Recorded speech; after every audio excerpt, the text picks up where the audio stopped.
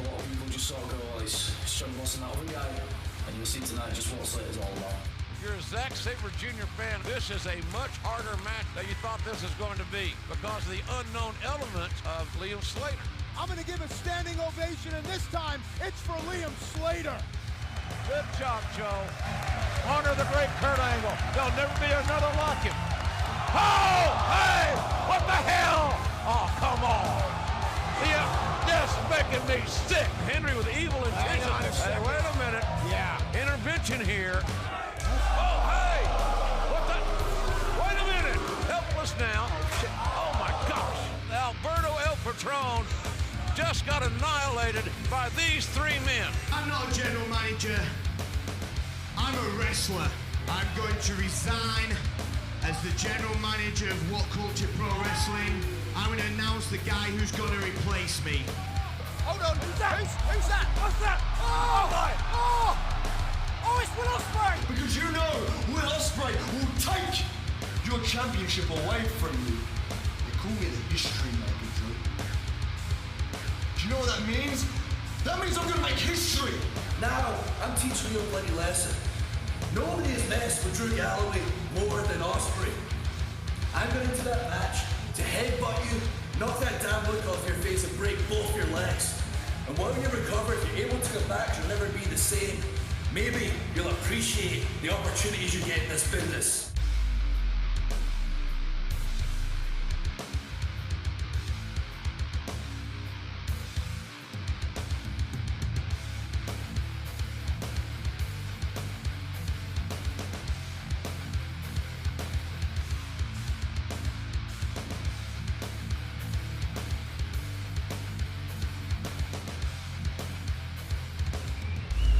It promises to be a wild night on Tyneside as we celebrate 1 million subscribers for the WhatCulture Wrestling channel with this special free WCPW event streaming live all across the internet. Drew Galloway and Will Ospreay finally go head to head for the world title.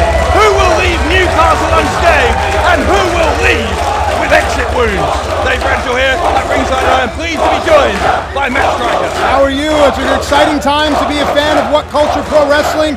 We have matches from Ring of Honor, wrestlers from Revolution Pro Wrestling, and of course, a big story in my mind, Martin Kirby has vacated the general manager's position. I'm hearing rumors about Eric Bischoff, Teddy Long, even Lucha Underground's Dario Cueto as perhaps replacements. Just please don't be Alex Shane. Please don't be Alex Shane. Let's go to our ring announcer, Stevie Aaron.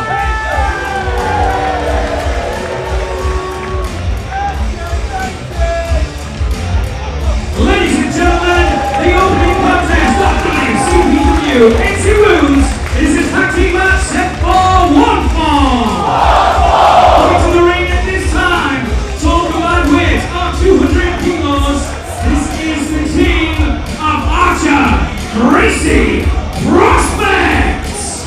Now, Matt, I've been away for a month or so. Thank God. And, well, that's nice. But when I was last here, Prospect and James R. Kennedy were still, as far as I knew, on the same page, but things have changed somewhat. Absolutely, and now it looks like Prospect trying to raise funds for their trip to Orlando, and when they make their way over here, I don't have any British sterling or quid, so perhaps, unless they can let me use PayPal, I'm going to have to borrow some silver from you. I'm not giving you money to get these guys to Orlando. Come on, it's like in church when they pass the basket around. I doubt they'll get through customs anyway. So Alex Gracie and Lucas Archer, Sure, come on. with their Orlando firm. Thank you, appreciate it. So what do I have here? I took out oh, here, I can't add. What is this in your currency? What is this? That is a 20p and a 10p. So that's a 30p? Yes. You said p.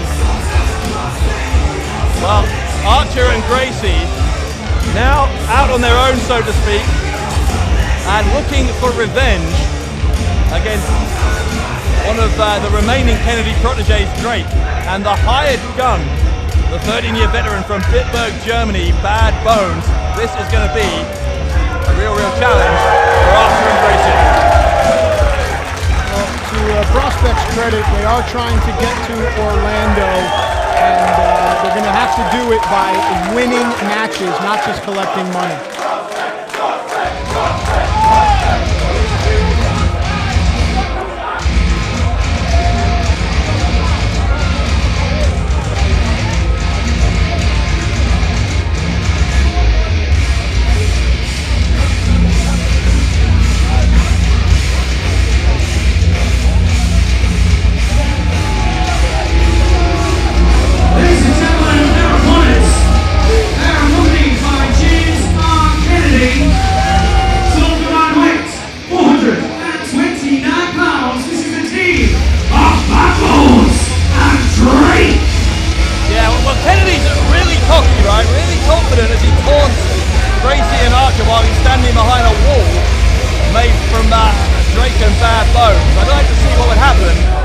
Weren't there. Well, talking about money, hang on a second. I know that Bad Bones is a hired gun, and right now Prospect doing what I think they need to do, take this fight to Bones and Drake. They answered my question because suddenly they weren't there to protect Kennedy, and Kennedy has scarpered. Kennedy has gone backstage. This will be a tag team match. Once our referee can get control of it, it'll be one fall to a finish, tag in and out. Ooh. The advantage, obviously, that Gracie and Archer are going to have here is that they've teamed together for a long time now. Bad Bones has never, ever teamed with Drake before, as far as I know. So I know that our referee is a little bit on the elderly side, but he definitely needs to be getting some control here. Right, senior referee Steve Linsky with the emphasis on the word senior. High knee from Gracie. I like what Prospect are doing here. They try to isolate Drake. They have much more familiarity with Drake than they do with Bones, as Bones picks the Bones from behind there. Well, Bones, I should say. Oh my goodness. Bones smashing Gracie into that ring post. Oh, look at all the quid that fell on the ring apron there. Might keep an eye on the referee, might not try to steal it. Get another 30p if you're lucky. Drake going for the elbow. Drake, of course, was responsible for costing Prospect the WCPW tag team titles in that tremendous ladder match at True Destiny. Looked for a moment unloaded the next week as though Kennedy was going to make peace with the three of them, but in the end he stabbed Archer and Gracie in the back. Here we go. This is where everything changes now because Bones is the most powerful wrestler in this match. And he's going to use that to his advantage. Bones, as I said, been in the game for 13 years. He's a former WXW world champion, among other things. Sends Archer. Look at the power with which Archer hit that turnbuckle. Look at how close Bones stays to his opponent. Picks a body part that is given to him and begins to go to work. In this case, it seems to be the left hamstring and hip of his opponent. Well, Prospect in some danger here, and also in some danger of not making it to Orlando for WrestleMania weekend if they're not careful. You'll see. I'll be there. Are you going to be there? I don't know. I'm yet to be told by WCPW bosses. But maybe you should start a GoFundMe page and use the hashtag, what would it be, Bradshaw to Orlando instead of hashtag Prospect to Orlando? I wonder if that's trending yet. Yeah, Prospect to Orlando, the hashtag if you are insane enough to want to support that cause. For £500, I'm told, Matt, you could be Prospect's personal ring announcer in Orlando. Well, I don't leave my house for 4 times that much, so we're going to have to do a little bit more than that. But listen, all kidding aside, I admire what Prospect are doing. They're trying to get the fans behind them, but they also need to win matches. Every match they win, 100 quid goes into the fund. Every match they lose, 100 quid is removed. So every match is so important for Prospect. Archer managed to wriggle underneath there. He's tagged in Gracie. Gracie trying to take Bones out of this. Smart move. Gracie. High impact kicked into the midsection of Drake, but here comes Bones. Bones and Drake gonna attempt the double team here. Oh, Gracie lands on his feet! A double neck breaker from Alex Gracie. This crowd in Newcastle are fully behind Prospect. See what Gracie has in mind here for Drake. This is going to have to feel good after everything that these two have been through. Gracie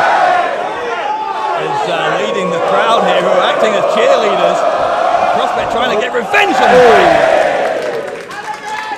And somewhere backstage, if he's still in the building, James R. Kennedy must be getting worried.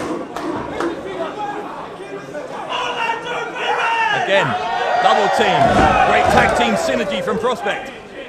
You want to go to Orlando so bad, Gracie, Archer, Prospect. The only ones going to Orlando is James R. Kennedy and Drake. I'm right here, boys, where you wanted me all along. Oh, hang on, no, wait. This is foolish. Chris got his back turned. On the part of Prospect there, Come and get me. What are you waiting on? It's the match or me, Gracie. You can't have both. Archer had his leg taken out by that steel chair from Bad Referee Bones. never saw it, and now this modified knee bar with the heel hook, and he's got to tap out. He has to. He's tapping. Referee sees it, and in tainted circumstances, Drake and Bad Bones going to pick up the win. A £100 loss for Prospect. This is about as a result of a submission. The team of Bad Bones and Drake. So Drake and Bad Bones picking up the win. Gracie's finally worked out what happened with the chair, and he's going to chase off that pack of vultures. Well, the referee did not see Bad Bones. Cut out music. This Kennedy needs to shut up. Your dream is dead. Orlando is gone for Prospect. Prospect is dead, and James R. Kennedy, he killed it. Your money, just like your career, belongs to me. Well, we don't know exactly how bad the injury is to Lucas Archer. Gracie is beside himself here as Bones and You hate to Drake. see it, you know, these kids, all they want is talking about Prospect. No one came to listen to you people. No one came to see Prospect. Everyone came to see us. Everyone came to see your dream of Orlando go up in smoke. You ain't going to Orlando, son. You're going to the back of the Dolce where you belong. And James R. Kennedy, Bad Bones, and Drake. We're going to the bar because we got some drinks and we got some women that you could have had if you weren't a failure. I wish that more young wrestlers would do what Prospect were trying to do. Earn their way onto these shows. It's not all about how many t-shirts you sell or how many Twitter followers you have. It's about earning your way in this sport. And I admire Prospect for that, even though right now it looks like Bones and Drake don't take too kindly to the efforts. Well, I haven't been the biggest Prospect fan in the world, but it's certainly concerning to see Lucas Archer still down and injured here. Now, speaking of injuries, Matt, you were at ringside for True Legacy for that incredible tag team title ladder match invitational. As you know, one of the former tag team champions, as they now are, Johnny Moss, suffered an injury during that match. We now can tell you, doctors have looked at Johnny Moss. He's going to be out of action for another month at least. So while Johnny Moss is rehabilitating, Liam Slater is going to go in alone. But what a start he's had to that attempt to have a singles career here. Well, that's one thing about the sport. When a spot opens up, some new talent can step right in. And for me, Liam Slater is taking full advantage of his spotlight. Let's see how we got to this internet title match with Slater and Cody Rhodes. Slater on the top, headbutt. Slater with the headbutt, the cover on Kirby, and Liam Slater and Johnny Moss win the tag team title. Wow.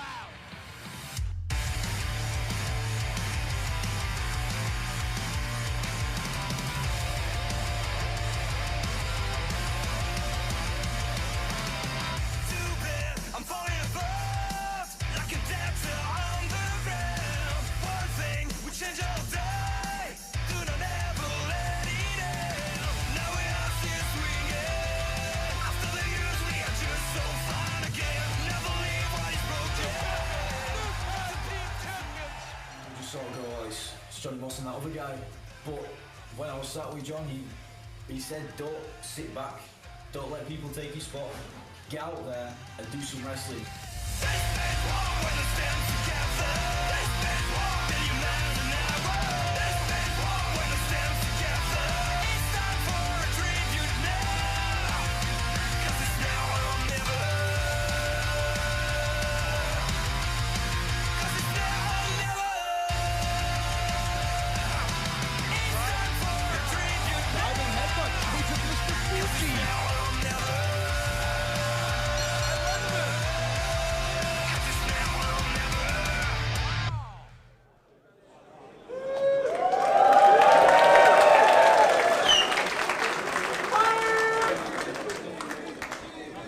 Well, it may have been a career-defining moment for Liam Slater last week on Loaded, but that may pale in comparison to what will happen here at Exit Wounds if somehow Liam Slater can upset Cody Rhodes, the grandson of a plumber, and become WCPW's Internet Champion. Ladies and gentlemen, the following contest is a single for one ball. It is won the WCPW Internet Championship. Introducing first the challenger, heading from Bradford, England, weighing tonight at 184 pounds, Liam Slater. After what this young man did at True Destiny, and then weeks after, he has certainly won my acclaim, but I gotta call it like I see it here. Liam Slater is about to tangle with one of the very best pound-for-pound wrestlers that I've ever seen. So I don't know how I feel about Liam's chances. Well, having said that, you know, you and JR said that last week on Loaded when Slater was taking on Zack Sabre Jr. He pulled off the impossible last week. Maybe he'll do it again here.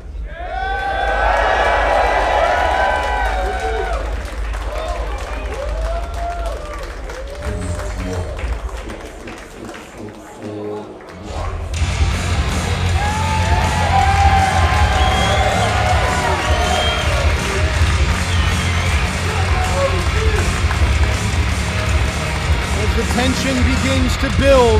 We await the appearance of Cody Rhodes. Ladies and gentlemen, introducing the champion, representing the Bullet Club from Atlanta, Georgia, USA. Winning tonight at 206 pounds. This is your third ring and defending WCPW Internet Champion, the American Nightmare, Cody Rhodes. Cody Rhodes won the Internet Championship at Delete WCPW on November 30th, the same night, by the way, that Slater and Moss won that tag title tournament. Since then, Rhodes has defended that belt all around the wrestling world. Just this past week, Matt, he's been in New York with Ring of Honor. He was in Japan with New Japan. He's beaten Kurt Angle in a steel cage match.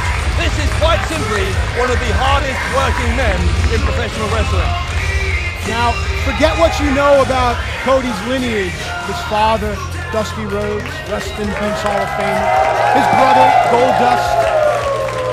Cody really has made his own niche for himself. He wrestles nothing like his father, nothing like his brother, and I admire that in Cody Rhodes, carving out his own place in wrestling history. Cody, ever popular here on WCPW, and Slater is going to try and take him by surprise. Liam Slater with the biggest night of his young career. That might be a smart move by Slater. We did not expect that at all. Oh, Slater maybe going to go for that flying headbutt early. Slater to finish it. Slater with a big upset. A big upset. Oh, no. We've seen that flying headbutt from guys like Dynamite Kid and Pegasus Kid as well. But Liam Slater, that one had a little bit of stank on it. And let me tell you, if Cody gets back up to his feet, Liam is in for a fight. If I'm Liam, I don't let Cody get vertical. Somewhere Johnny Moss is smiling with the ring savvy that Slater is showing beyond his years. Yes, and of course, Slater, a product of the great Marty Jones, and you just see that tenacity coming out in Liam Slater. I am impressed. Slater looks like he's well prepared to take risks here. Little mistake, talking to the crowd right there. That split second may be what Cody needs right there. Look at that, Shades of Flair Steamboat, right into the figure four. Modified figure four by the Internet Champion, and Slater in some trouble. He is right in the middle of the ring. This one has set off at an electric pace. I was just going to say, notice how Cody was leaning on his own hip. That gave Liam a little bit of reprieve, and now all the pressure coming on Liam's right leg. He needs to get Cody's left leg off, and that's what he's trying to do. Cody is trying to cinch down the pressure here. Slater trying to reverse it. And it's very smart. You'll notice how Liam's ankle is pressed just below his knee. That is the proper execution of the figure four. You'll see sometimes guys will have it high on the knee or actually on the patella, but the most pain comes just underneath on the shin. Liam wise to get to the ropes for reprieve. Well, he did make the ropes in the end, but Matt, the question is, right, how long he was in that figure four? Is he going to be hurt after that? And look at Cody, veteran wherewithal. He cut his opponent off. You'll see a lot of young wrestlers will follow their opponent out, but not Cody. He headed his opponent off at the pass, and now dumps him into the crowd and goes back in, maybe trying to get a count out here. Well, Cody, for all the thousands of fans here in WCPW who love him, has got a pronounced ruthless streak, and you saw it there. Liam Slater deposited in the front row. And you see Liam, referee has till a 10 count. Cody has to get in the way there. Referee has to restart the count. And no, the referee's going to pick it up at 5. So Slater, I think, is just about going to make it if that leg holds out. Yes, he does. He's in. He's got fight, this Liam Slater. But Cody giving him absolutely no rest time, straight back in. Relentless. Those stomps to Slater. Cody Rhodes had a remarkable January here in WCPW. In just a matter of a couple of week period, he beat Zack Sabre Jr., King Ricochet, and Marty Scurll in internet title defenses. Well, I wonder if the experience with Zack Sabre Jr. that these two share will come into play here as Cody goes for a nice stall suplex. All the blood rushes to the head of Liam Slater, sent down into a modified gourd buster. Perhaps an homage to Arn Anderson. Slater is gasping for air now. And Cody, I think, starting to sense that he is taking a real upper hand here. It's a little rainmaker yeah, there. to the Carter. Maybe learn that over in New Japan. We'll talk about how hard working he is. I've said this before, but that match against Zack Sabre Jr., by the way, was a Kirby Mania. And just 24 hours before, he had been in the Tokyo Dome. Well, you mentioned Martin Kirby. Again, we wonder who the replacement general manager will be, but right now we wonder if perhaps a new internet champion comes our way. No! And shoulder block by Slater. He's going to roll through into the sunset flip. Cody's shoulders go down, but he rolls out. Oh. Slater with that electric, fast-paced start is maybe starting to pay for that now. You'll notice Cody went for the leg hook on the second cover, and if you know Cody Rhodes, you'll know that he can be his own worst enemy. Once he gets frustrated, he gets very sloppy. Cody needs to maintain his composure here. Slater is trying to gain his bearings here, but Cody, as you say, is completely relentless. You'll notice, to our astute wrestling fans out there, when Cody grabs his opponent, it's usually by a joint, it's usually by an elbow, by a wrist, by an ankle. That is smart body control. Cody is going to grab Slater here. Yeah, snapmare takedown. Again, to the wrist, to the elbow. Joint manipulation here by Cody Rhodes. Well, Slater has some experience of this. Zack Sabre Jr. twisted him like a pretzel last week unloaded, and Slater was always able to find a way out. Yeah, I like what Cody did there. You'll see a lot of young wrestlers that they'll shake their finger, no, no, no. When you put your hand or your arm out there, your opponent can grab it so easily. Cody maintains control. Slater into the corner. Goes hard into those turnbuckles as Cody continuing to press home this advantage. And Mr. Bradshaw, Hawk, if you will, have you noticed how the pace has slowed? That's conducive to Cody Rhodes. Throws that in there, a little great Muda for a fan. That might be a distraction, though. I mean, to your point, Matt, I think Slater, Rhodes, I think, was a little bit surprised at the speed with which Slater came out of the gates, and it's taken him a few minutes to really stamp his authority on this match. Of course, we'll keep an eye on the leg of Liam Slater.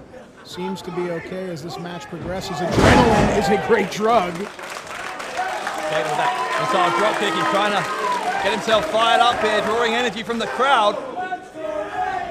Goes on in the corner, he'll take up a second run-up. Liam Slater makes the most of the space between himself and his opponent. Now it's all about timing here. Brings Cody out to the middle of the ring. Slater goes behind. Side suplex. Yeah, I've said it before, anytime you cross the legs, hang on.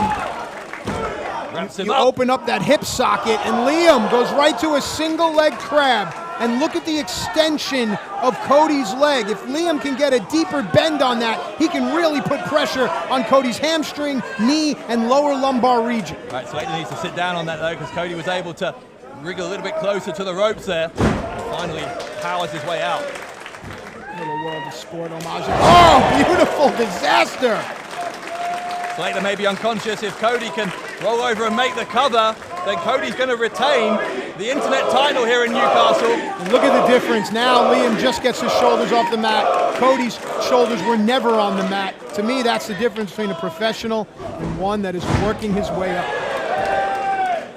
Shades of gold dust there, Cody's brother, as Slater into the corner, and Slater now aimed on the middle turnbuckle, but he took too long getting there for the second time in this match. Cody has Slater all wrapped up, drops him down. Looked like he was going for a muscle buster. Cody with two, did he get three? No, left shoulder up for Slater. This one will continue. And I'm a big Liam Slater fan. I'll be the first one to say it. And honestly, if Liam can just find a mistake that Cody makes, see that right there? Cody looking out at the crowd, that's the mistake, and Liam needs to see that and take advantage of it. I believe in Liam Slater as a competitor, and I think the whole world can learn his name right here and right now. Competing crowd chants here. Our fans in Newcastle, pretty evenly split. Here we go. Little Johnny Saint there through the legs. The drop down designed to trip. Slater too quick. Oh, Slater catches Cody on his shoulders. Uh-oh. Cody! Crossroads by the internet champion. And Cody... No! What? Cody Rhodes did not retain there. That in and of itself is a victory for Liam Slater. Kicking out. No one here thought that that was going to be what would happen, but Liam Slater still has some fight in him. Cody Rhodes with an expression on his face that I think mirrors what everyone in this building is thinking right now.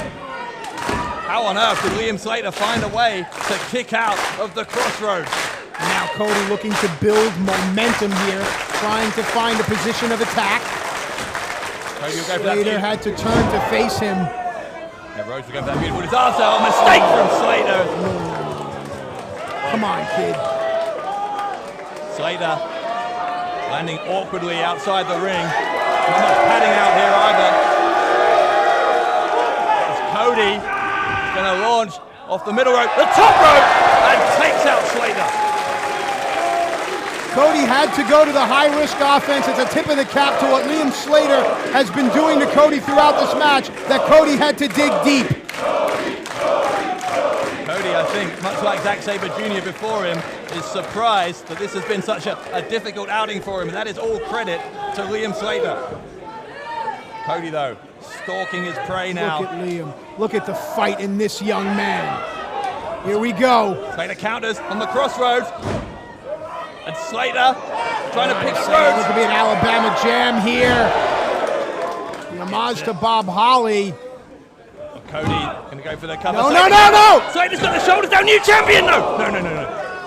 Ooh, come on, Liam. Stay focused now. 2 3/4 for the young man from Bradford.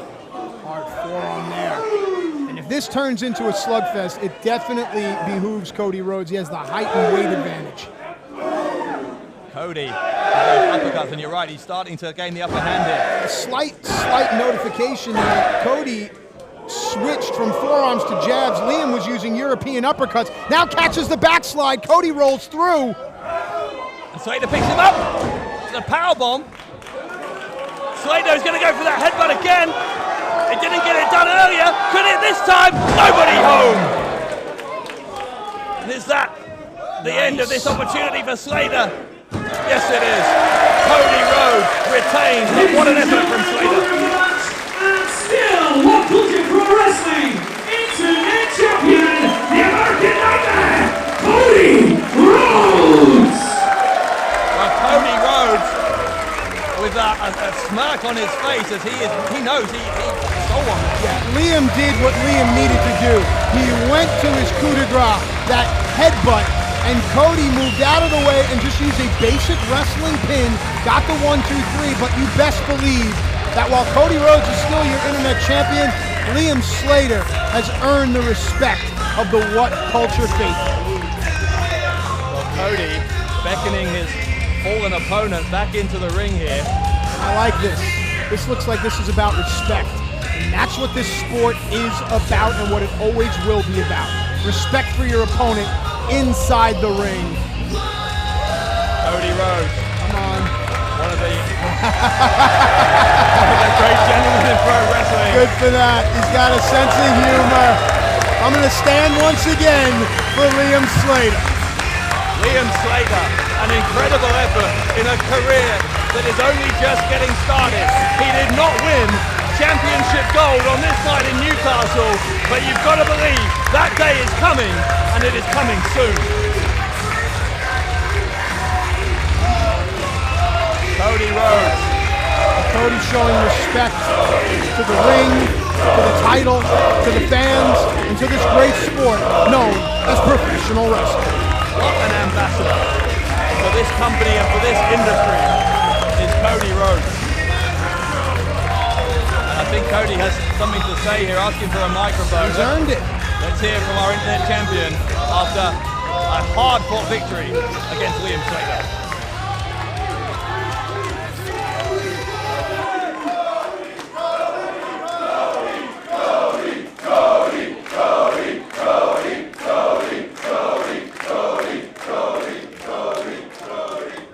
They're freaking out right now because I told them I wouldn't get on the microphone. Every time I come here, right?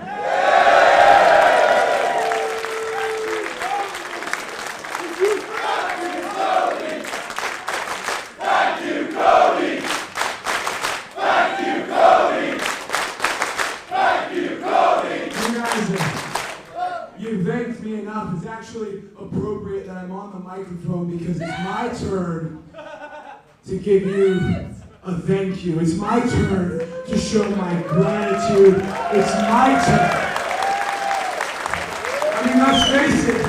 This is like the 100th time I've been here. We're practically family, right? Raise your hands if you're a Rhodes. That's right. Show me those hands. Is Newcastle a bunch of Rhodes? Good. Like I said, it's appropriate that I bring my family here. March 20th and 21st, the Bullet Club comes to WhatCulture Pro Wrestling. And guys, that's just 2, 3. Cody Rhodes is bringing the rest of the Bullet Club to WCPW, and they are coming in just 2 short weeks. Hang on a minute. Now, I'm not seeing this on camera yet. Now you can. Joe Hendry's out here. Travis Banks, Joe Colby, why are they here? Cody just talked about family and respect, and then you get this. Well, why are they here? What on earth does Hendry or Banks or Coffee have to say to Cody Rhodes? These three have been the talk of the wrestling world for about a month and a half or so, maybe a little bit less. And there seems to be, I mean, that's not genuine. There's sarcasm there. Slightly sinister, the way those three are blocking. Cody needs to pass. Tense situation here.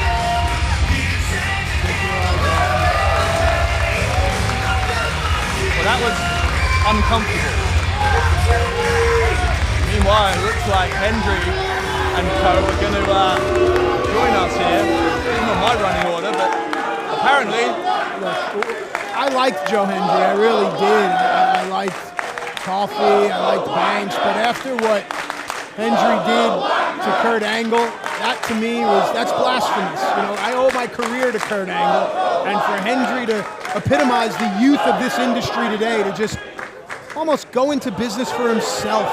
It's not about that. It's about what you do in the ring, not about your quippy promos or your t-shirts or your Twitter wars. I don't know. I'll be quiet now. Well, Hendry, as you say, showing such disrespect to Kurt Angle. What has gotten into this man, the local hero, who used to be such a crowd favorite here in WCPW? Banks and Coffee as well. I don't understand why they're siding with Hendry. They were, in their own right, starting to build up support. It's the mentality, the group collective mentality. No one can stand on their own anymore.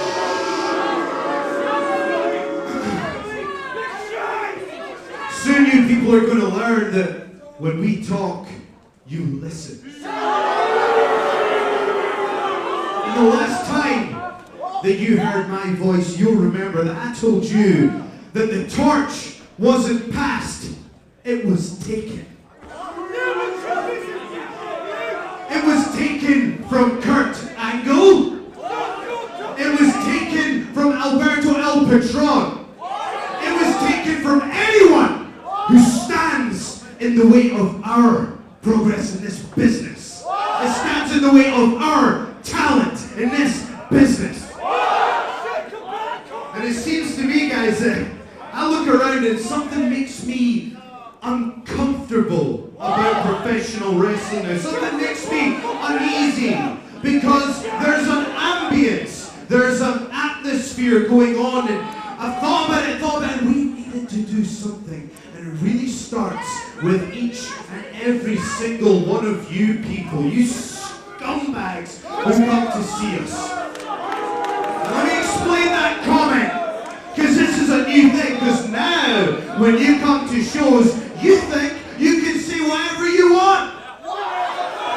You think that you can sit there and you can chant whatever you want, and that, people, is disrespect to us and disrespect to the business.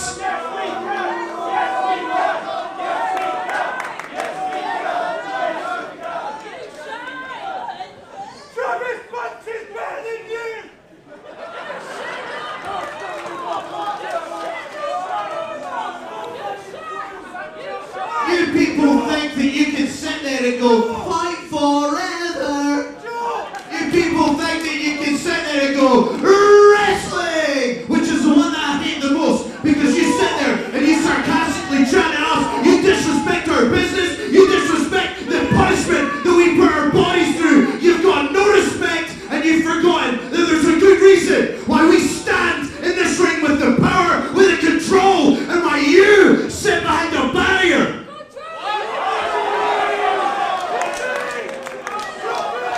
And who let it get like this? Whose fault is this? I'll tell you whose fault it is. It's become abundantly clear to me that we could not leave this business in the hands of the generation that came before us. No, because they've let this happen. So you know what? We'll take the control by any means necessary. Any casualties. Doesn't matter if it's Durango or Alberto El Patron. Anyone that gets in our way, we will protect ourselves and this business. And it turns out, ladies and gentlemen, that I'm not the only one who feels this way. Well, we've heard from Hendry. What on earth could Joe Coffey have to add to that ridiculous tirade? Look at the disrespect Coffey showing to these fans. They paid their money. They can chant what they like. Just like Joe says, you're all sitting behind there in a barrier and you really can't say anything. But I can. And this to me is all the power in the world.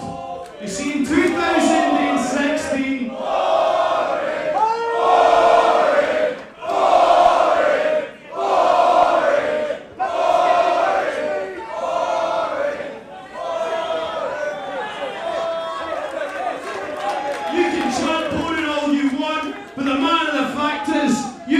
your asses off every time I was in this ring, so you're contradicting yourselves. Now listen to me. In 2016, I had one of the best wrestling years of my life. I was everywhere. When I was here, when I was wrestling legends like Minoru Suzuki, not only once, but twice, because he thought I was so damn good that he wanted to do it again. And the fact that I was in the final of the Atlas tournament in progress in their first ever show at Brixton Academy, sold out. Or the fact that I beat Kurt Angle in the Hydro in their biggest European wrestling event in history, 6,000 people, sold out, headlining.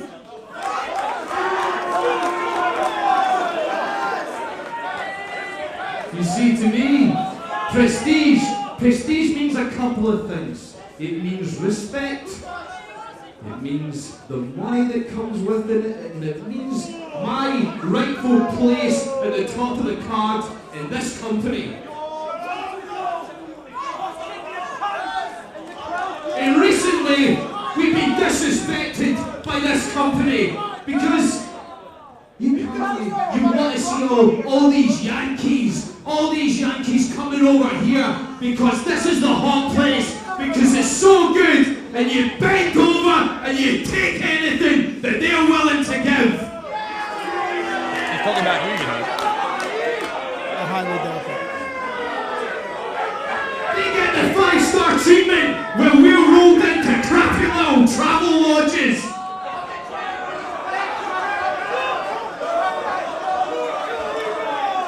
Coffee not happy with imports being brought over here to WCPW. Goodness me. What has come over these three? The chips on these three shoulders is unbelievable. At the end of the day, we've been pretty peaceful so far. But until things change, well, I might just have to get a little bit of mileage on this bike.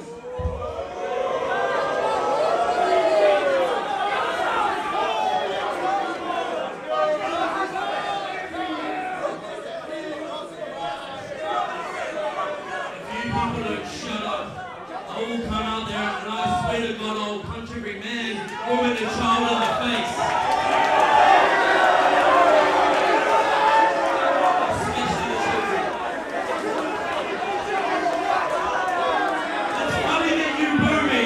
It's really funny that you boo me. Because as I remember in Manchester, you gave me a standing ovation with Zack Sabre Jr. And on that same night, I asked this.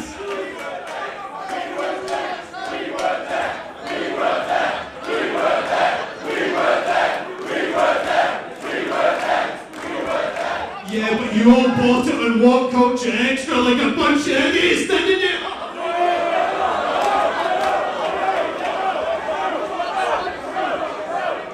And on that night, I asked this company for a pay rise. And do you know what they told me? Do you know what they told me? They said no.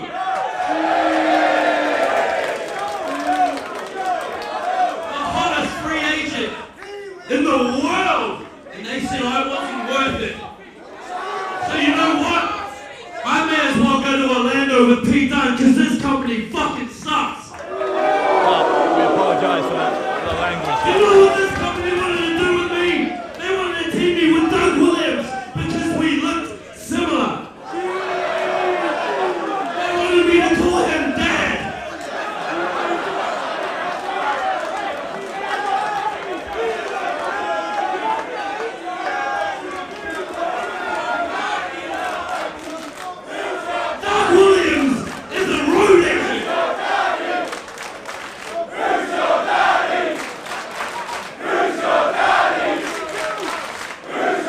Kind of look alike, you know.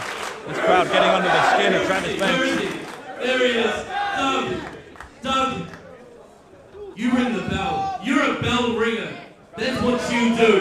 That's your job. You're no good. Not good enough for me. That's one of the greatest British-born wrestlers I've ever seen. When this company turned its back on me, I turned my back on this company. And Doug Williams has left his position Shut up when we're talking! at the production desk. Okay, people need to understand something. That with these two phenomenal... This is getting a little bit... With these two phenomenal athletes...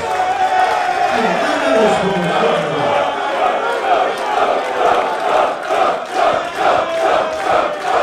Doug Williams isn't ringside here. As I was saying, when these two phenomenal athletes talk about getting paid what they deserve, it's not that they need money, they've got money. We have money. It's not about that. Because we don't do this for the money, we don't do this for the fame, we do this for the prestige. Well, I get it now. Hendry looks like they're calling themselves the Prestige. Sure. And I'm not quite sure. But taking the, pardon the term, taking the piss out of the previous generation, that to me is ignorant, because without the previous generation, these three marks wouldn't be standing in the ring with their own t-shirts. And without Kurt Angle, by the way, Joe Hendry would probably not have become quite the wrestler he is, earning a tremendous amount in that match in this very building, by the way, last October. And now he's showing just how ungrateful he is. There's a wave of this youth movement in sports, but you gotta respect the past. And Williams is taking exception, obviously, to what Travis Banks had to say about him.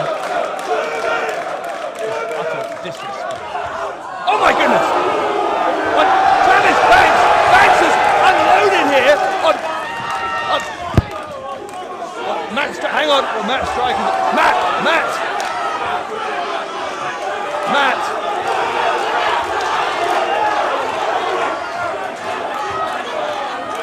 Matt, come and sit down.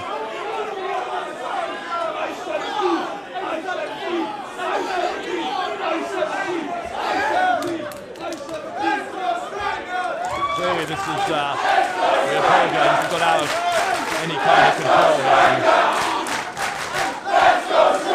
Matt Striker has left his position here.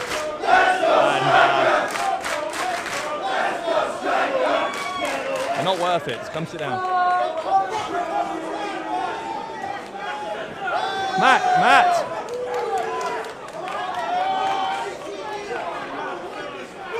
Well, look, we got to roll our next videotape here. But Matt, come sit down. They're not worth it. They're not worth it. Just come sit down.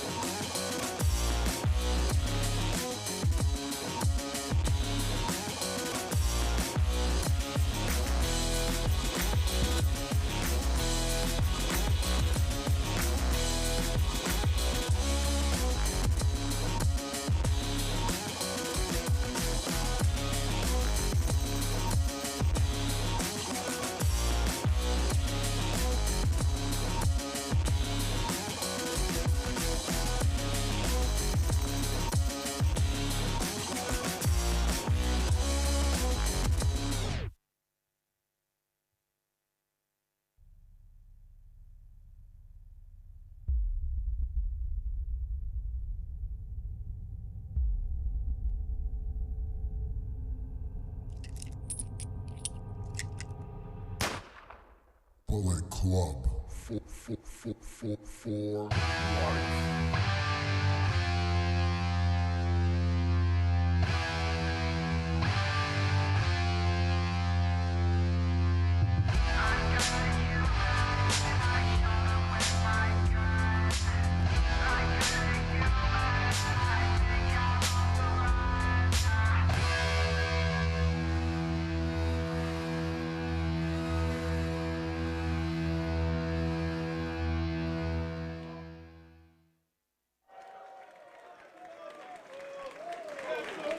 Well, we're back there ringside, and clearly we apologise for some of what we just saw there. Look, I didn't travel up and down the road with William Regal. I didn't get my ass handed to me by Fit Finlay. I have too much respect for British wrestling to watch that being done to Doug Williams. I understand I'm a commentator. I have all the respect for Joe Hendry. He's got a huge future ahead of him, but some of the things he said and did, somebody has to stand up. I apologize. Well, let's go to our ring announcer, Stevie Aaron, and continue with Exit Wounds.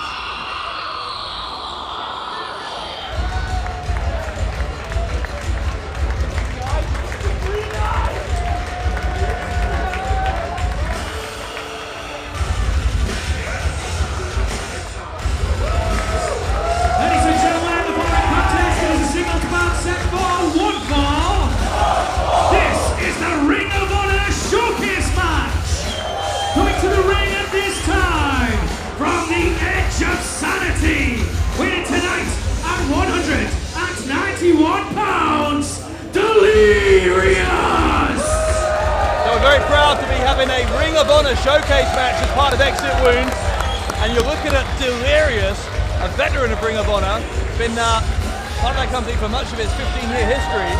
Delirious now the head trainer at the Ring of Honor dojo, their training school.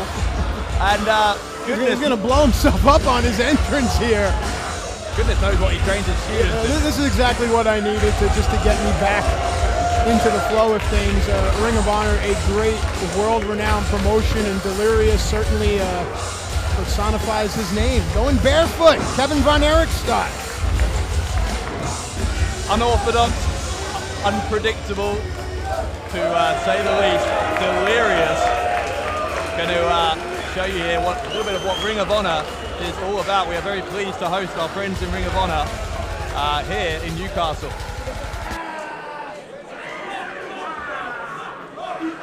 So Delirious in the ring, and here comes his opponent.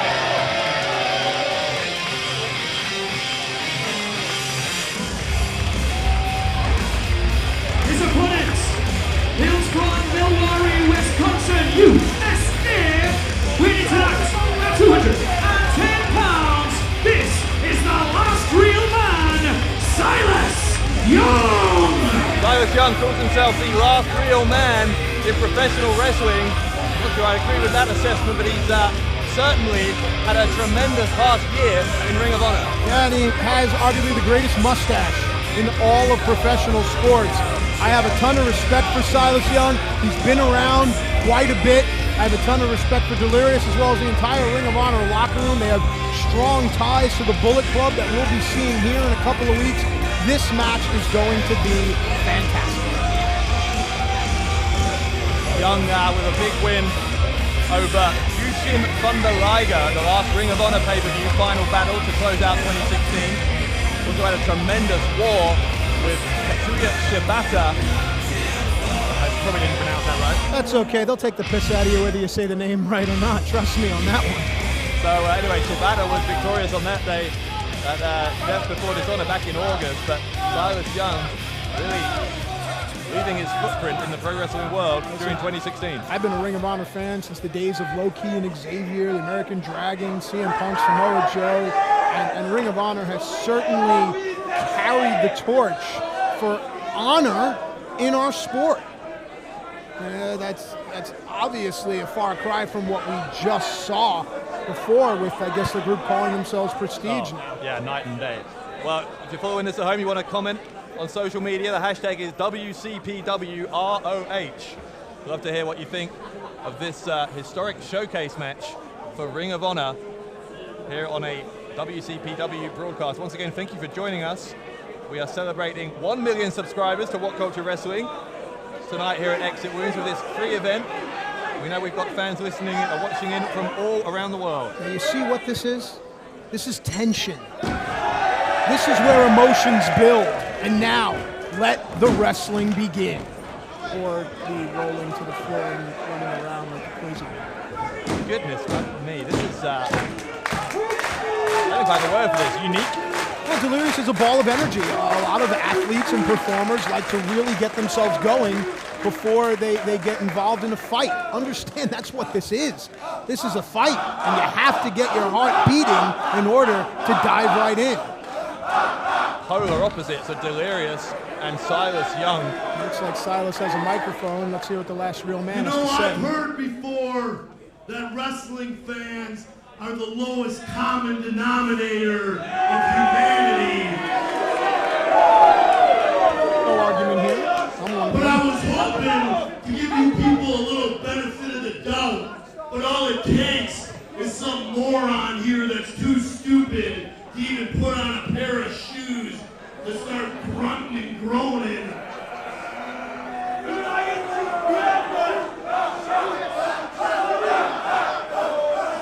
We should introduce Delirious to Primate. All you're doing is continue to prove my point. I thought when I got contacted by WhatCulture to come over here and show England what a real man is, that perhaps they have a normal human being for me to wrestle. No one's going along with it, pal.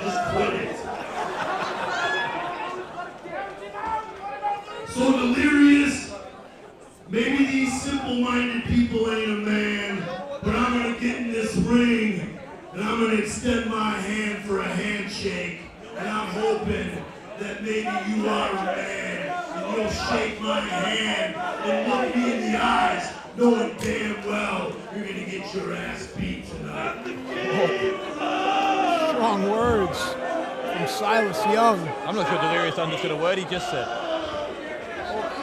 Silas alluded to it. The handshake, the code of honor, the sportsmanship, the respect that is missing in our sport. Forget the business. Our sport is still about respect. And I like that Silas is trying to bring that here, as is Ring of Honor trying to bring that to the entire pro wrestling world. Well, yeah, so much for that. Okay. So much for the respect from Silas Young, who tricked Delirious into accepting that handshake.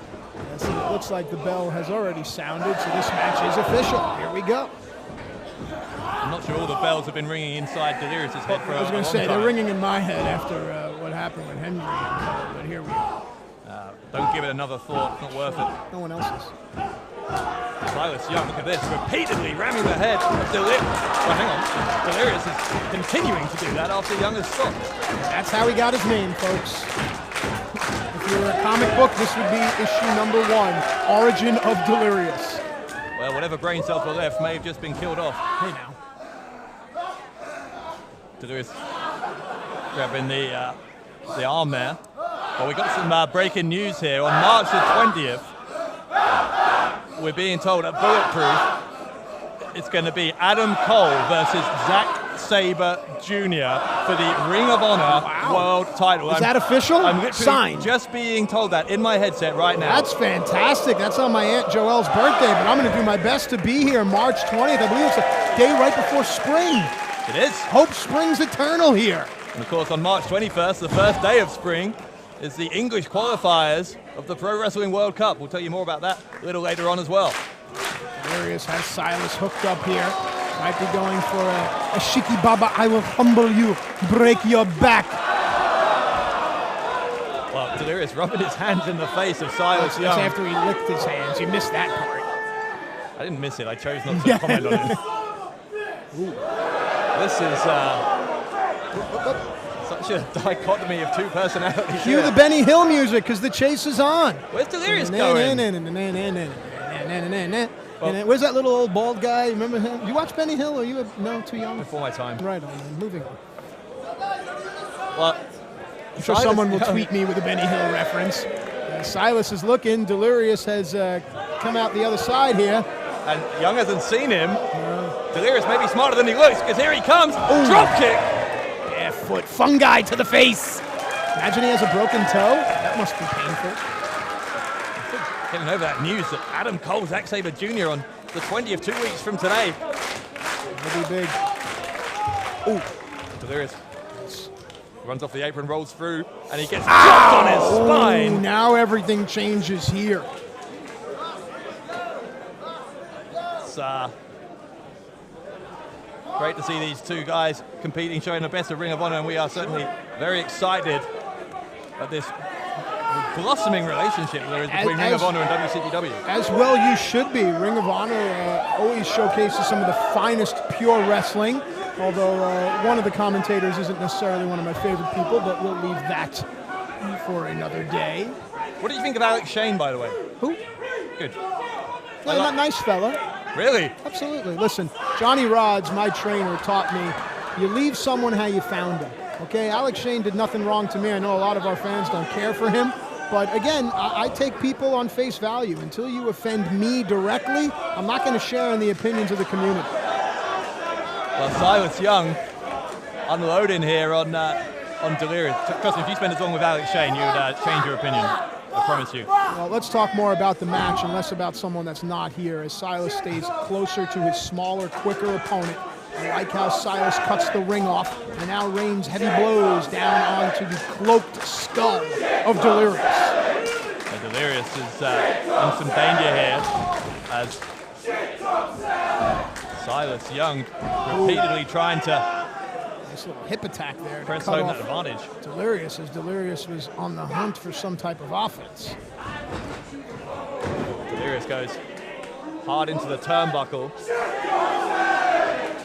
You know, and speaking of Ring of Honor, they have a lot of great young talent, names like Leo Rush, to name a few. I believe Jay White from New Japan is over there as well on excursion. And if you haven't heard of War Machine, you certainly should check them out as well, a great tag team. And now, of course, Matt and Jeff Hardy officially signed on with Ring of Honor. So a lot going on here in this relationship between WhatCulture Pro Wrestling and Ring of Honor. See the hashtag in the bottom left-hand corner of your screen. Feel free to use it. Big body slam from Silas Young as he's taunting Delirious here. Let's not forget, Matt, by the way, some of the great Brits in Ring of Honor. Will Ospreay, who's going to challenge for the WCPW World title later on tonight. And of course, Marty Scurll, who's going to be here later as well, is the reigning Ring of Honor TV champion. Yeah, make sure you say his name right, by the way. Scurll, not Scroll. There you go. You'll get in a lot of trouble on the social media. A lot of trouble with Marty. Silas ends up on the apron here. Delirious going to bring it back. He goes for the kick, no one home. Forearm to the face. For a bigger guy, Silas is deceptively quick. And his moniker, Last Real Man, you forget what that means, because wrestling is still a man's sport. Even though it's being overtaken by high-flying youngsters, it's still a grizzled guy's battle, and that's what Silas is. Yeah, nice kick out. So 1 count as Delirious has pain etched across his face, though. And like you said earlier, gasping for air. Sure.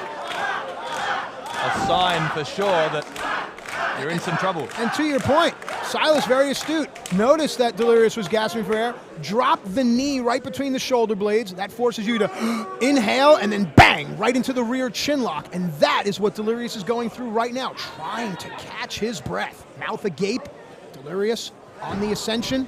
Young brings him back down. You going to chime in anytime here, buddy? I was letting you go. You're on a great riff. So Delirious is in danger of losing consciousness here. That arm goes down a 3rd time. This one's going to be called for Silas Young. Delirious catches himself. And Delirious is going to need to try to roll away from the pressure, get back to a vertical base, and try somehow to get some oxygen going. And that's exactly what Delirious is doing. Elbows into the midsection of Silas Young. Got to break that grip. He finally does so. Delirious getting some separation between himself and Young. Now you'll see a lot of young wrestlers usually after that, they'll run to the ropes and try to do a high impact move, but not Delirious. He was smart, except he chose to stand in there and trade blows with a much larger opponent. Reminded me of a young Scott Hall is Silas Young. Ooh, the back rake, brother. Oh, well, Delirious missed the clothesline and then the rake and then, goodness me, rakes if there's around. A side rake, I'm leaving. But Delirious ends up outside, right to the side of us here, crashing hard into the crowd barrier. And Silas smart goes right out after Delirious's back banged into the steel barricade. Silas going right back to work. Shades of Eddie Guerrero there. Leaps over into the senton bomb and gets a 2 count.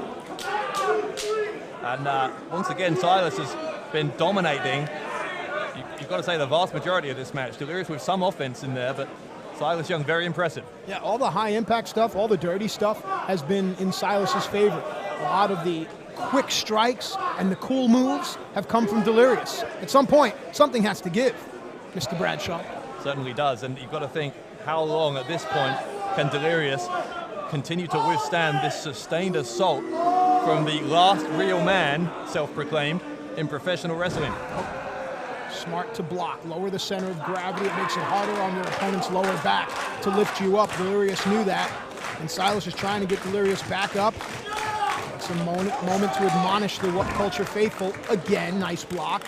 Delirious is once again trying to deliver a super to his own, and he's going to manage it.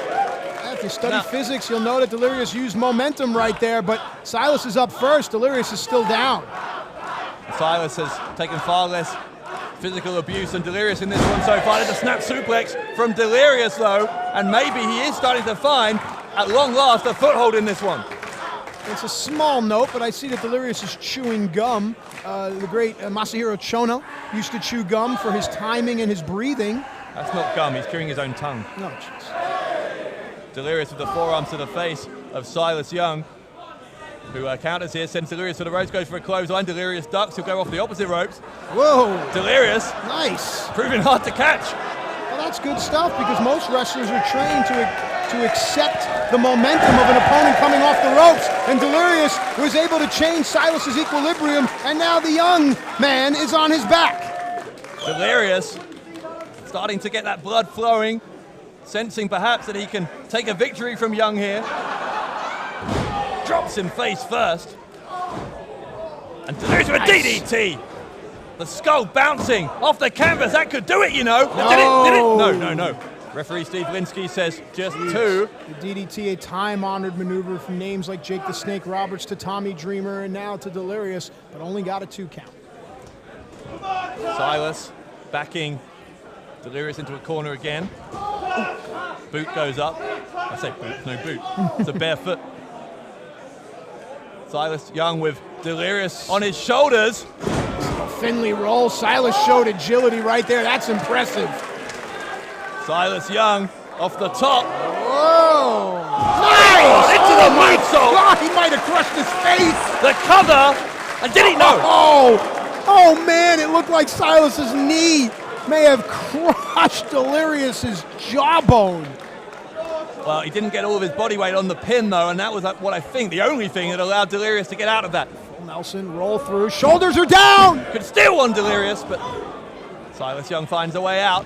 It's a good back and forth match here. It's the type of wrestling we're used to seeing from not only Ring of Honor, but as well as WhatCulture Pro Wrestling. That's the misery. He calls that the misery. It's a modified TKO. That's got to be it. And it is. Silas Young picks up the win over Ladies Delirious. and gentlemen, here is your winner, the last real man, Silas Young. So Silas Young, the winner here. A hard-fought showcase match. Ring of Honor showing us here in WCPW what they're all about. And Young victorious, but we're still also, Matt, recovering from that breaking news that happened during the match. That 2 weeks from now, on March the 20th, at Bulletproof, Adam Cole, the Ring of Honor World Champion, will be here in WCPW, along with the rest of Bullet Club, and Cole is going to defend against Zack Sabre Jr. But what would it mean for all of the United Kingdom for Zack Sabre to come out of that contest as the brand new Ring of Honor champion? I'm sorry, my eyes are on Silas Young. I'm not going to take my eyes off of the man that's determined. You'll excuse me. But from the men, we graduate to the women. They have just as big of a spotlight here on our show. Certainly, of course, Bea Priestley still celebrating her final victory now over Nixon Newell. She is now the legitimate WCPW Women's Champion. Yeah, but who's going to challenge her? We'll find out.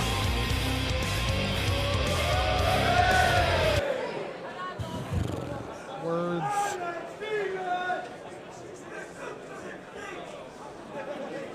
Referee on his way to the ring. And our Women's Championship match about to get underway.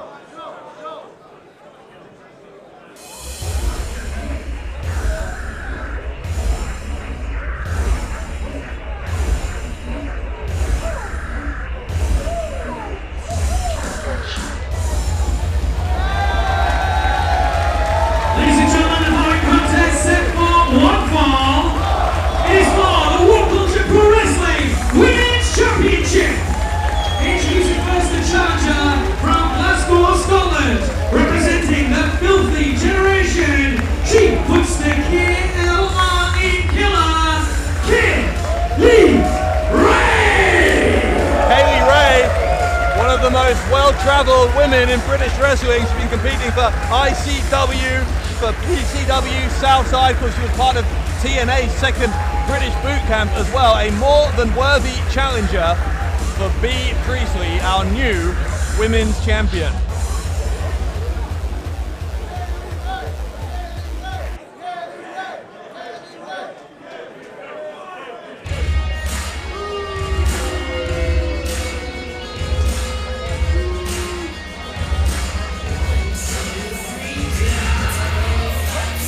Our opponents hails from Wellington, New Zealand. Ladies and gentlemen, this is your current reigning and defending WhatCulture Pro Wrestling Women's Champion, Bea Priestley. Now, Matt, I'm sure Priestley and the rest of these Swords of Essex won't want me putting an asterisk next to that title win, but it does have to be said, B. Priestley only won that women's championship after the still unexplained interference from the monstrous Viper. Well, listen, it doesn't matter how you got there, it matters that you're there. And B. Priestley is certainly there, if there, of course, is the best female wrestler in WhatCulture Pro Wrestling. She is your champion, Mr. Hawk Bradshaw. Well, Nixon Newell has been put on the shelf as a result of that attack from Viper at the conclusion of that women's championship match, and so perhaps with Newell out of the picture, you may be right. B. Priestley is the dominant force in the WCPW women's division. Yes, and my favorite referee here in WhatCulture Pro Wrestling holds up the championship. Now, I had a chance to talk to Kaylee Ray earlier in the day. We were talking about how women's wrestling is really, really on the up. We talked about names like Deonna Purrazzo, amongst others, and Kaylee really wants to carry the flag into 2017 for female wrestling. To do that, she's going to have to beat B. Priestley here tonight. Oh, God! Big slap across the chest from Kaylee Ray. Goes for a quick cover. Certainly knocked the wind out of the reigning women's champion. A lot of great stuff here we've seen already, and also still to come tonight. El Ligero and Gabriel Kidd versus Joe Coffey and Travis Banks. Oh, great, they're coming out again. Yeah, but before we get there, let's stay right here. Kaylee Ray, after that early strike here, is... Look at the manipulation of the fingers. It is illegal in amateur wrestling, and Kaylee having a little bit of fun here. Turns it over into a maestral. Goes for a cover. Just a 2 count. What would it do to the already, I would suggest, fragile psyche of B. Priestley if she were to lose the women's championship immediately after winning it? Oh, look at that. We saw Cody Rhodes win the match earlier tonight with that same maneuver. But B has not endured as much punishment as Cody's opponent, Liam Slater, did. And the match continues. Even before she was women's champion, Priestley stole that belt from Nixon Newell while it was not hers to hold. And one of the big questions you've got to be asking here, Matt, the elephant in the room. Well, Viper was involved heavily in that Nixon Newell situation. Where is she? I'm surprised she didn't come out here. Well, listen, B is out here on her own, and that's what matters here, and she's having a tough time with old KLR, Kaylee Ray. Nice agility there by the young lady, uses the ropes for momentum, and nicely done. Kaylee Ray has been on top of Priestley from the beginning here.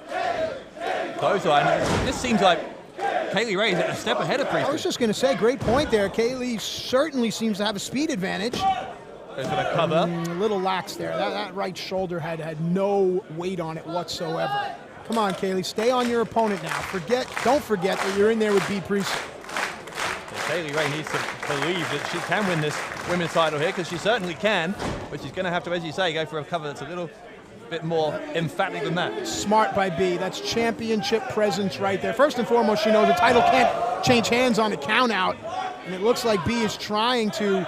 Oh, God! Oh. Kaylee's face just underneath her nose slammed right against the steel on the turnbuckle, and now... Oh, my God! A German suplex right in front of us on the ring apron. And at some point, you start to think about the livelihood of these wrestlers, independent of gender. It's about anatomy. And first, the face into the steel, and then the suplex onto the ring apron. And we've talked about this, I don't know if you and I have, but that's the hardest part of the ring. It's where all the metal that makes up the ring, the steel perimeter, that's where it all meets and is fused and welded. And my God, this young lady, Kaylee Ray, is pulling herself up. The referee is up to 6. Yeah, she may not make it in time, after that impact. Well, she has something to say about that. Kaylee Ray back in. Commentator's curse right there. As soon as you say something, the opposite happens. But Kaylee Ray showing great determination to get back in after that just absolutely vicious German suplex. Yeah, and I'm right here looking at Kaylee. She is gasping for air, and B is most likely going to focus on the head and neck, ? And there's the answer.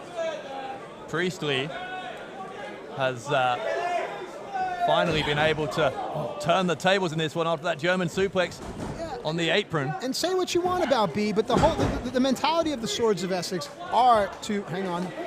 Go for the cover here to retain that women's title. The mentality is to have all the championships. There's ego there, but there's also pride. You may not like B. Priestley's attitude, but you have to respect what this young lady can do inside the ring as she does that. Here's a towel for you. Well, Priestley, of course, the girlfriend of the equally classy Will Ospreay. Nice way to get into that. Beautifully done. I might steal that. Priestley could get the submission here because she has got those arms of Kaylee Ray wrenched backwards. Trying for the tap out. Nice, nice. Goes for the cover. And anyone that's wrestled or done jiu-jitsu or any type of martial art will tell you that it's about weight and momentum. Shoulders not down there. There you go. Good job by our referee. And that right there was a perfect display of using weight and momentum in close quarters fighting. Priestley has done the damage there with that submission hold. Yeah, Kaylee hasn't been the same since her face bounced off that steel that is right behind her lower lumbar, for lack of a better term there. And that's twice I've said lower lumbar region. Hard to say. Good name for a band, someone told me. Ray into the corner a second time now. Priestley going to send her again. And you saw it right there. It was small, but Kaylee was reaching for B, and B intercepted the hand and used it to whip her opponent across the ring. But it looks like Kaylee may have a little bit of reprieve here. A double heart necklace dangles as Kaylee Ray tries to get her breath. B. Priestley up, checking the wounds of war.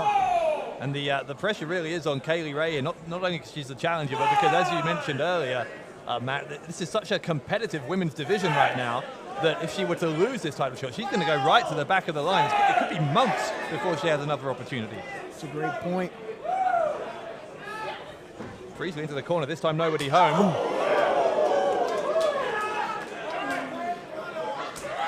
You see those hard knife-edge chops, and I'm sure that Kaylee picked that up in her time in Japan. Yeah, spent a lot of time in Japan just recently. She goes for the cover here to become the women's champion. Also, as I mentioned earlier, she's already been in some of the top British promotions around the country, although this is her debut in WCPW. Of course, was on national television on TNA's British Boot Camp as well. So Kaylee Ray is more than capable. And nice. This could do it. This could do it. There's an example of just how capable she is. Wow, if you can get a shot, it's the forearm that's providing the choke on one side, and then the head scissors, the leg lace, that's really making it difficult for B to breathe. And B doesn't have much color in her face to begin with, but it looks like all the blood may be cut off to the brain. She's trying to get to the bottom rope, and she finally, just with that right leg, able to get her toes onto it, and seconds later she tapped. And right away she went to her shoulder, which tells me that submission hold is a little bit misleading here for this analyst here. I'd like to see that hold again and try to break it down, but now. Going for the backside. Spin out. Maybe going for that gory bomb, in fact. Oh! Side suplex. Listen, say what you want about B. She knows where she is in the ring. Where she put her opponent down was not by accident. That's a very hard part of the ring, and now B goes to work.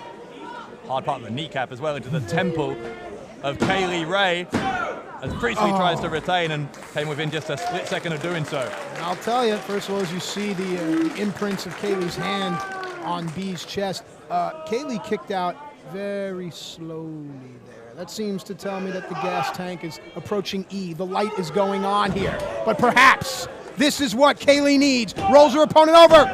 Well, she may be operating on fumes, but she was within just a half second there of becoming the new women's champion. Kaylee Ray is finding a second, not even a second, a third win. That pretty girl is now finding an ugly place. Talking about Kaylee Ray. She's on the turnbuckle here. It's that cheeky Nando's. Got that from her boyfriend Will Ospreay, did Priestley. Goes for the cover. Once again, not quite enough. There you see, B wearing the proverbial wounds of war. A little bit of blood. Never hurt anybody? I try to avoid it if I can. Of course you do. You're 7 feet tall. Who's gonna reach you in the nose? Priestley is stamping on the head, if not the nose, of of Kaylee Ray right now. And we talked about it with Cody Rhodes. We'll talk about it here as well. Hang on a second.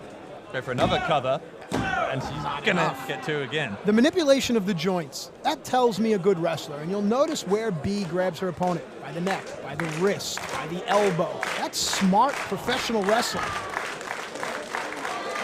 Everything she's doing here is just consistently wearing down the challenger. And Kaylee Ray, again with her arms wrenched backwards. But there's the weight differential there, rolling through, using momentum. Kaylee back up on her feet. Looks like she's going for the gory bomb. The gory bomb! She's put away some of the best in British wrestling with that. Of course, we shout out the great Guerrero family. Gory, Chavo Sr., rest in peace. Chavo, Eddie, Mondo, Hector. I'm surprised Kaylee Ray didn't go for the pin, but instead she goes for the Swanton bomb. Go for the cover. Oh no, hang on a second. Look, here's Viper. Viper is here.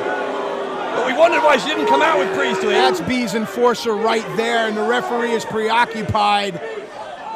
Oh, jeez. This way, really? Go for the roll-up. Priestley. No! Only two. Good. I'm tired of seeing wrestling matches end that way. Good for Kaylee. Viper was thinking there that her distraction was going to be enough for Priestley to put this one away. Ooh! Instead, though, it's a kick to the face. Oh my! Yeah! Kaylee Ray takes out Viper. Good, that's smart strategy. And now, with Viper disposed, can Kaylee Ray make history here? Perched high above. Oh, the distance. She did not calculate the distance. Viper was able to pull B out of the way.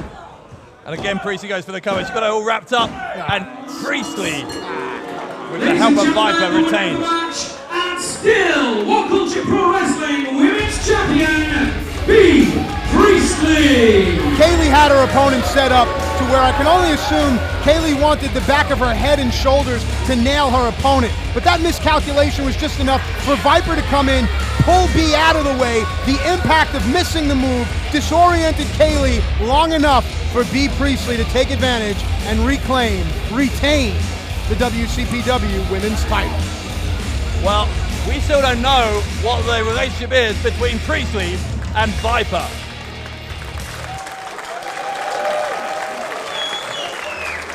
That's enough. 5 years of hard work.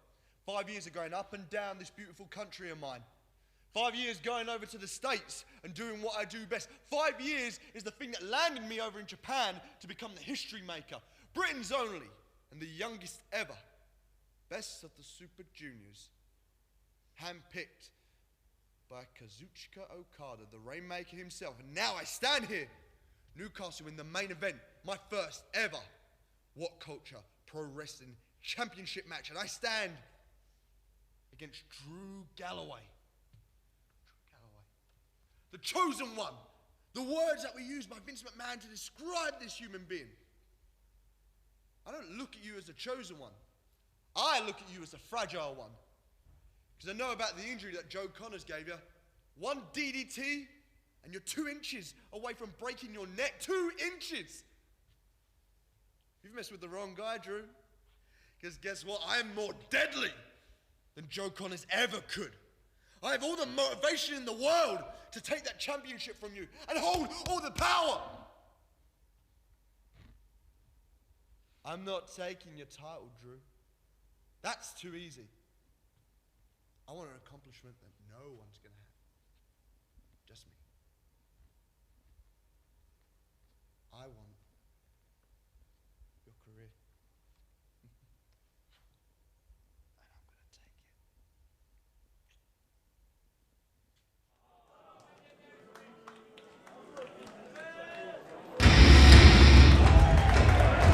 it. Will Ospreay extremely confident about his chances of becoming the WCPW World Champion later on. But before that, the 6th of a possible 7 chapters of brutality. Ladies and gentlemen, the following contest is set for one fall. This is the 6th match in the best of series to decide just who will receive the title shot at Stadium of Emergency Orlando. Ladies and gentlemen, this is also a chain match. Ladies and gentlemen, the score in the best of series at the moment is 3-2 in favor of Rampage. Coming to the ring at this time, accompanied by James R. Kennedy, winning tonight at 250 pounds, Primate. Primate finds himself in a very precarious situation in terms of this best of 7 series tonight at Exit Wounds. He is 3-2 down against Rampage, which means he has to win 2 straight if he is going to go on to get a world title shot when WCPW goes to Orlando. Yes, and our ring announcer mentioned that this is a chain match, but it's important to point out that the rules have been slightly tweaked in this one. James R. Kennedy has demanded that this match be pinfall and submission because he knows that his man, Primate, has his back to the wall here, down 3 victories to 2 with a WCPW title match hanging in the balance. Primate, a dangerous, I was going to say man, being, and most dangerous when he's backed into a corner, as he has been, by the fact that Rampage is 3-2 up. And ladies and gentlemen, his opponent weighs in tonight at 265 pounds. This is Rampage! So Rampage, just 1 victory away from a shot at the WCPW World title, and frankly, I'm surprised, man, that this has even made it to a 6 match. Such has been the viciousness, the violence of those first 5. Well, let's not forget, I believe it was a True Destiny where Mr. Kennedy, James R. Kennedy, threw in the towel, and that is why Rampage is up 3 victories to 2 here. And now Primate, if he wasn't dangerous enough, now he will be attached by the wrist via a steel chain. And Primate, there's no room for error here. He must win here tonight. Otherwise, his championship aspirations, as well as the aspirations of his manager, Jamie Kennedy, go right down the loo. Toilet, right? You've learned some British slang. Look at that, know what I mean? I talk the whole way like this, do the whole thing right on. Well, as you can see, there's 3 security guards, as well as our referee, separating these 2 as the chain is applied. That is how seriously we treat the danger, physical danger that is posed by both of these guys. Now help me out here. Obviously, the chain is legal, right? I mean, it wouldn't be in there if it weren't. And you'll notice the referee has gloves on. That, of course, is to protect him from any of the bloodshed that is probably inevitable in this one. Metal chains. Here we go. Grind the flesh. You'll see Primate covering up Wise there. Might break a finger or a knuckle there. And now this is why the chain is important. Because right here, it can be used as a weapon even with distance.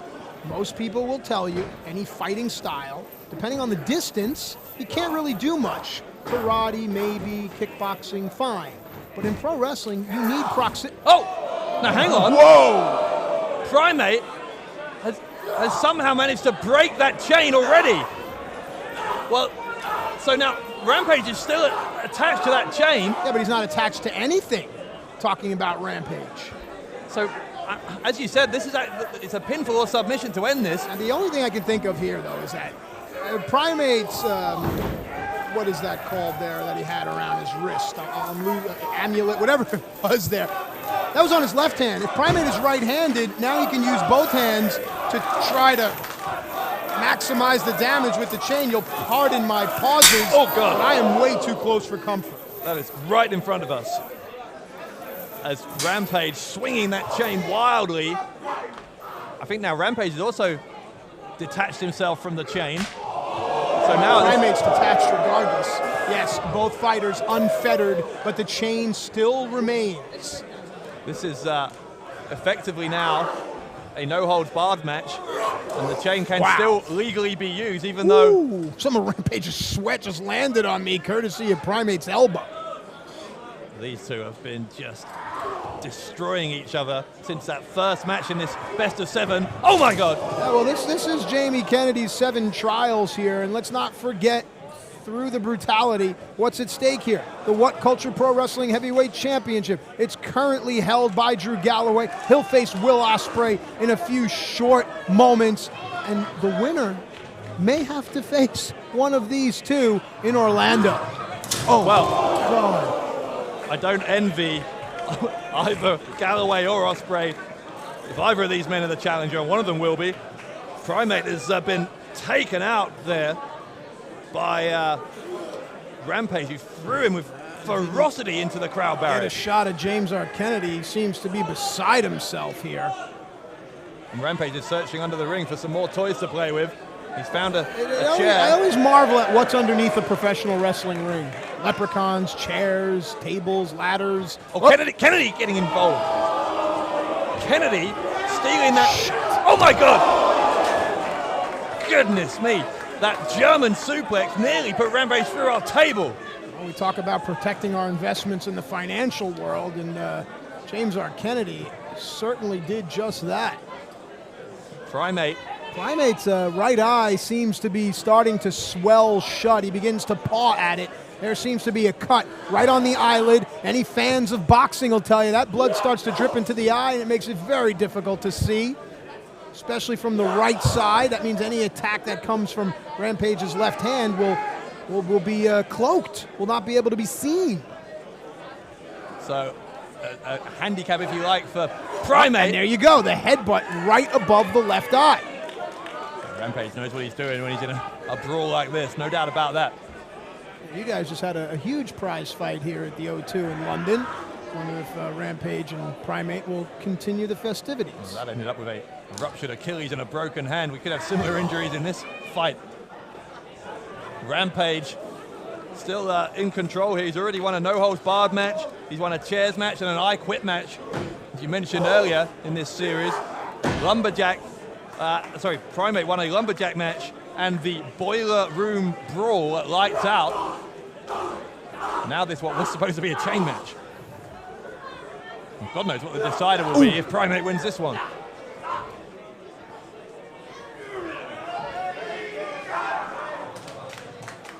So, Rampage is struggling to his feet on the apron. Primate is there as well. Dangerous place for both of these guys to be.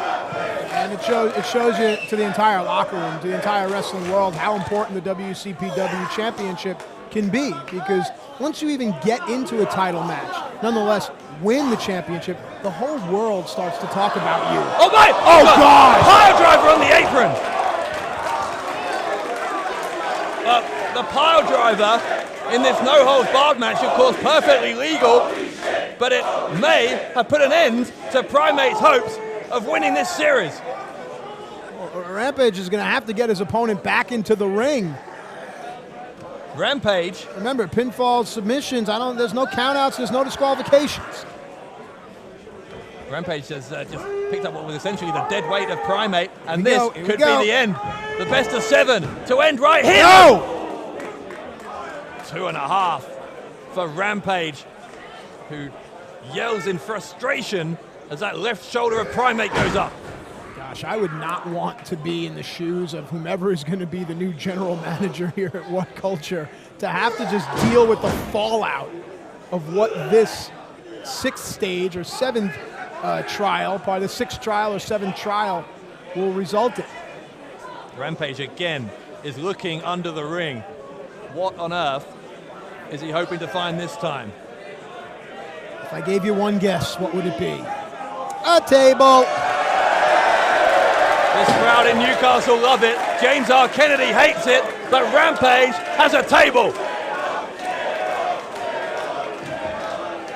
This could put the exclamation point on this entire series of 7 trials, and in the process, send Rampage to Orlando. Primate! Not so fast. Primate with the German suplex. Almost took Rampage out of his boots. Not only was that out of desperation, it's also the correct move. If you could pick any single move, that would be the one, because it creates distance between your opponent and the weapon, in this case, a table. Primate, as that table came into play, has found himself back in control, and Rampage may live to regret bringing that table into play in the first place. Ooh. The ring shook there with the impact of that one. Well, this 6th match in this series. As the table looms like Margaret on the guillotine to all of my Morrissey and Smiths fans, you have to believe at some point that table's going to come into play. Primate again sending Rampage hard into the turnbuckles. And I was about to say this 6th match has lived up to the other 5 that we've had so far in terms of the levels of brutality, and we are not done yet. I think we're talking about the commentary.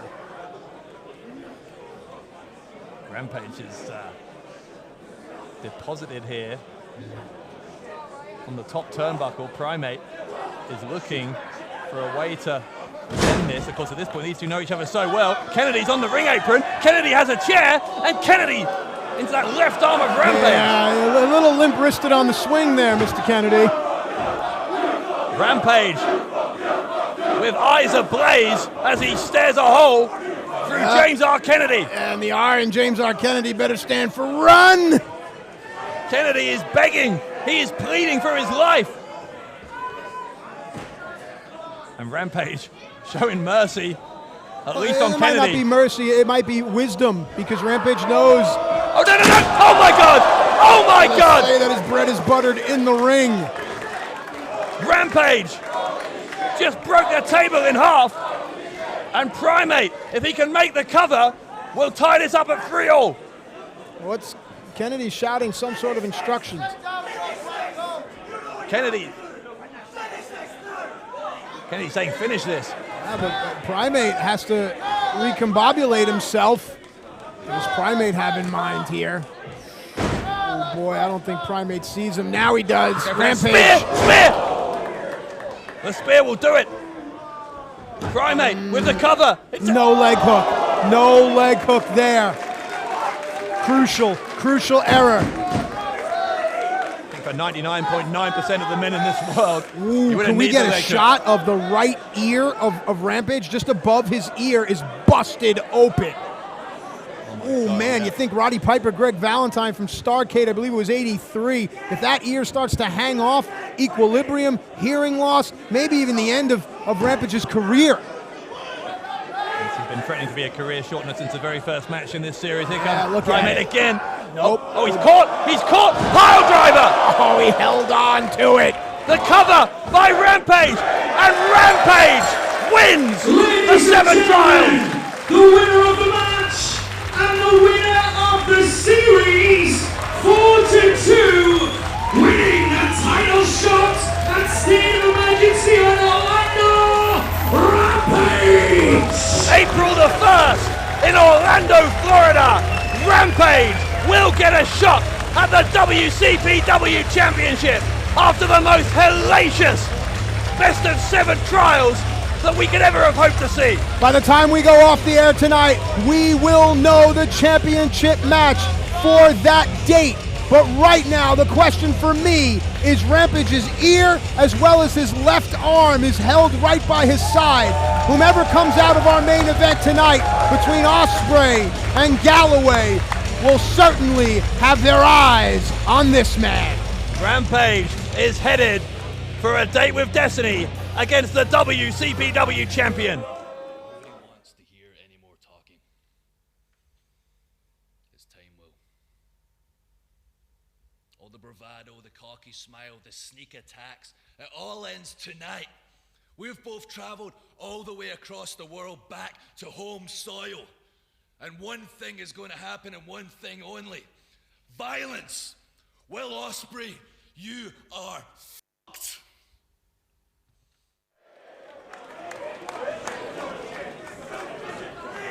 Well, Drew Galloway, our WCPW champion, is ready for the aerial assassin in our main event. Action going to continue here. Tag team match on the way as we take you to our ring announcer, Stevie Aaron. I was just checking my social media, by the way, and the fans are really enjoying this show. Even you. They're enjoying you. Oh, well, thank you. I'm pleased to be here. And we're pleased to bring you this free show as, again, part of the celebration of WhatCulture Wrestling's YouTube channel hitting 1 million subscribers. Thank you to everyone who has been a part of this incredible success story so far.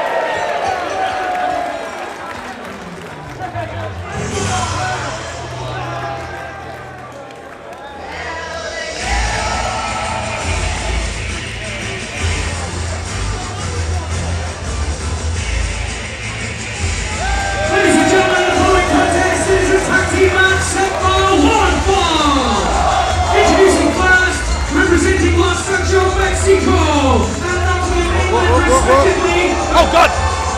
Prestige. The Prestige jumping El Ligero and Gabriel Kidd. A brawl has broken out at ringside. And this is obviously going to be the first time that we've seen Travis Banks teaming with Joe Coffey. Hendry is surveying the damage here as Ligero...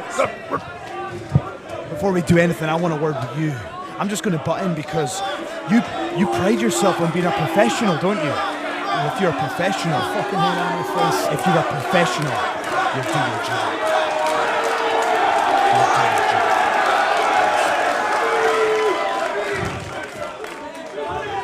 Don't worry about it, Bradshaw. I got your back. I'm standing right here. Do your job. I will do my job. I'll keep one eye on you and one eye on the monitor. This is the era of the prestige. Well, then let me ask you, what's the impetus here? But why? You had everything. Because we're disrespected by people like you. You're part of the problem. What? Do you not see that? Disrespected by everyone in this building. I put you over to the moon again in those matches. We don't care about you. We don't care about you. We care about the business of professional wrestling. Travis Banks, Joe Coffey, Joe Hendry. We care about professional wrestling. All right, and that's what you're seeing right now. I'm Matt Stryker here. My broadcast partner's headset has been usurped, and now it seems to be being handed back. This match is Ligero and Kidd versus Banks and Coffey. You back? You okay? Yeah, I'm good. All right, buddy.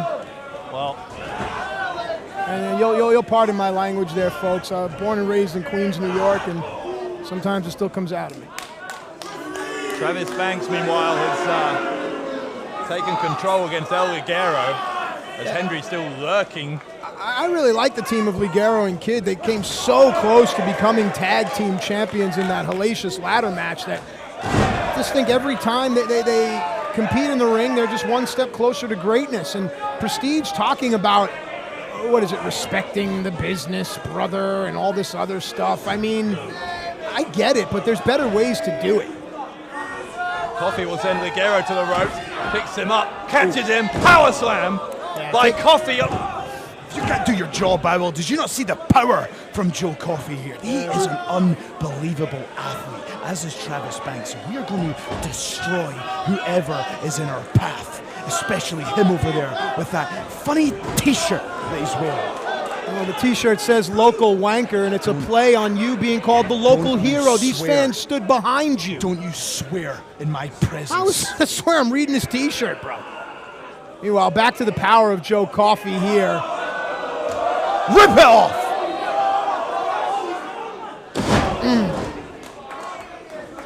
Now Coffey stays close, 2 count, and I'll take nothing away from Joe Coffey. His power, his wrestling ability, his in-ring acumen.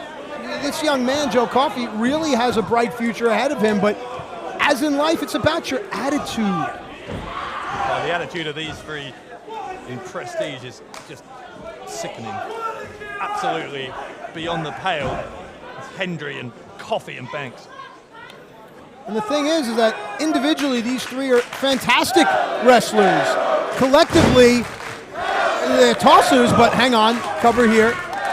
Collectively, dare I say it, they may be the most dangerous entity here in WhatCulture pro wrestling, in my opinion. Oh, no doubt. I mean, and they were already, as you say, successful in their own right. Travis Banks already had a win over Zack Sabre Jr. this year.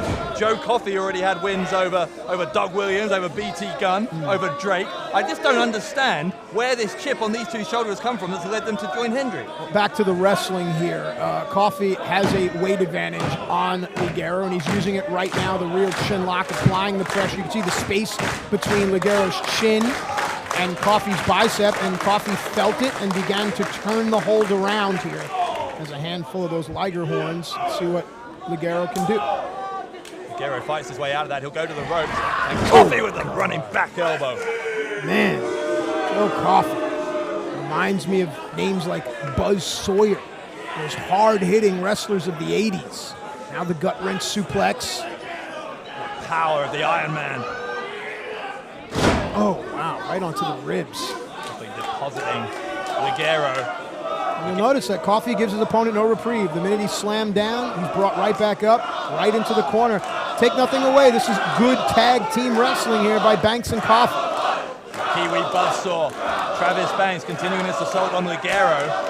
Ligero and Kid, of course, a relatively new tag team themselves. Yeah, this is a much better matchup for Ligero, in my opinion, as far as speed and size and the complement. And if Ligero can muster any offense, he should do it when Travis Banks is in the ring.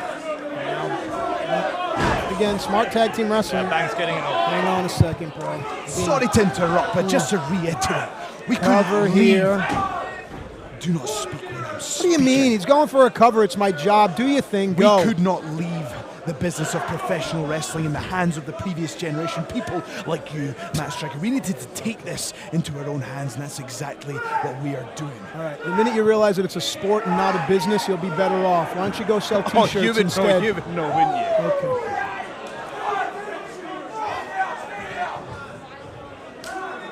Ligero in the proverbial wrong part of town. Again, folks, you'll excuse the interruption and flow. I got to keep one eye on Joe Hendry. I got to keep one eye on you, one eye on the matches. Are they finished now? 3 eyes. It's getting ridiculous. As we were saying before we got interrupted here, Ligero and Kid been teaming just for a little while. They first teamed at that tag team ladder match for the tag titles at that True Destiny. And Banks takes out Kid. Well, that's smart. Ligero has no reprieve. Ligero into the corner. He leapfrogs over the top of Coffee. See? Exactly right there. Slides underneath Coffee again. Banks is going to charge at him. Ligero is dodging both of these guys. Mexican sensation, showing what he's made of. Necessity, the mother of invention here. What does Ligero have in mind? Look at that. Chinese checkers. And here comes Gabriel Jump, Kid. duck. Here comes Gabriel. Go get him. Gabriel Kid goes for the chop. This time he misses. There we go. Accidentally hits Coffee. Gabriel Kid, the lovable loser, pardon the expression, but he's yet to taste victory here in WhatCulture Pro Wrestling. Perhaps tonight's the night. Kid with the boot to the back of the head of Banks. Nice. And you're right, Gabriel Kid is 0-21 here in WCPW. But Matt, there's other streaks in wrestling that ended at 21. So maybe this one will. Yeah, if Brock Lesnar shows up here, I'm leaving. Gabriel Kid on the ropes here. He's right in front of us. Yeah, no, Banks made a rookie mistake right there. Oh my God. The young man made a rookie mistake. Well, Gabriel Kid careering into our announce table. We're still on. I think we're okay. Hang on a second. Hang on, Prince Amin. Prince Amin is on the turnbuckle.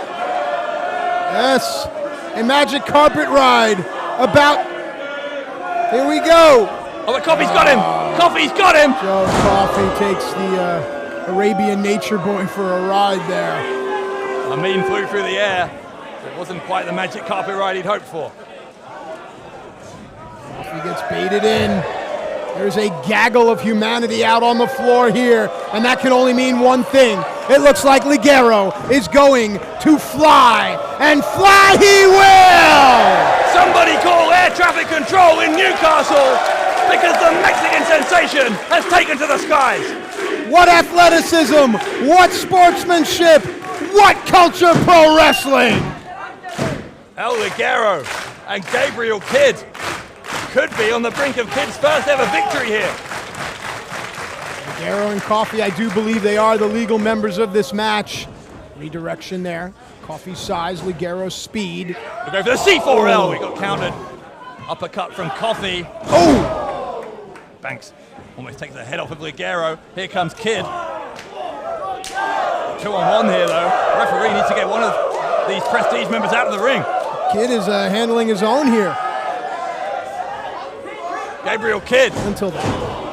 Launched into the air by Coffee. Look at that lariat. Look at that lariat from Banks. That's what New Zealand strong style is all about, I guess. Giant swing, and I take nothing away from Prestige. That is what we're calling this triumvirate now, this trio of doom. Face first into the turnbuckle goes Kid. Kid is looking glassy-eyed here. And the crowd can sense that it does not bode well for Gabriel Kid. In fact, this could be all. It could be all, and it is. Joe Coffey, Travis Banks, Prestige, victorious. Ladies and gentlemen, the winners of the match, the team of the Iron Man, Joe Coffey, the Kiwi Buzzsaw, Travis Banks, the Prestige. And this is just the beginning. This isn't the last you've seen of me, by the way. I will not be disrespected by you. This is just the beginning because we don't do it for the money. We don't do it for the fame. We do it for the prestige. Well, it sounds to me like Joe Hendry has a deep-seated insecurity.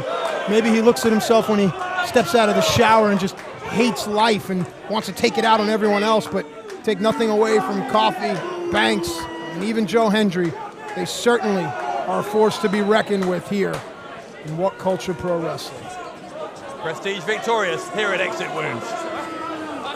And we're back here at Exit Wounds, and I'm joined by still your WCPW Women's Champion, B. Priestley. But B, I've got to ask you, everybody wants to know, you came this close tonight to losing the WCPW Women's Championship. How do you feel about that?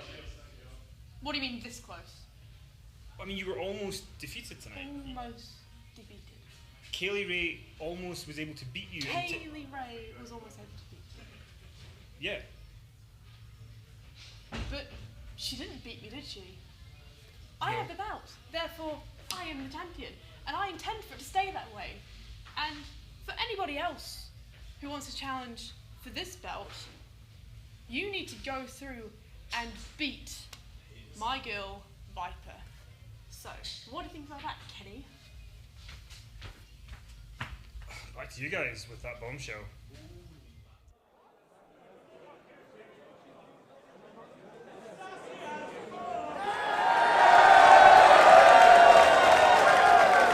Back here live, we are getting ready for a showcase match from Revolution Pro Wrestling.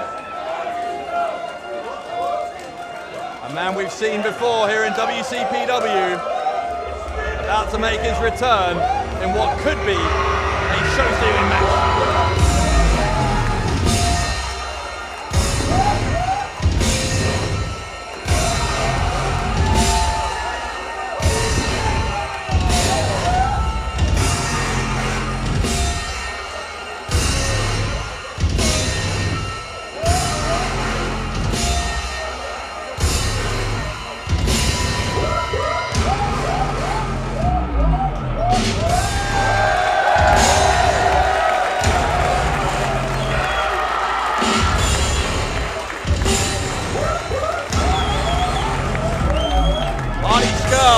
The villain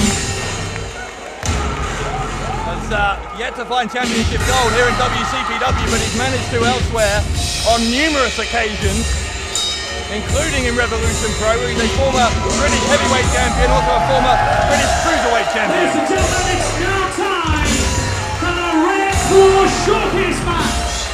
This is a singles bout set for one fall. Kirby in the ring this time from Cambridge, England, weighing tonight at 180 pounds. This is the villain, Marty Scurll. Marty Scurll with the Ring of Honor Television Championship belt around his waist, just one of the many accolades he picked up in a stellar 2016, including winning the Battle of Los Angeles match over in Pro Wrestling Guerrilla. Yeah, Marty is certainly making sure that no one mispronounces his last name all around the world ever again.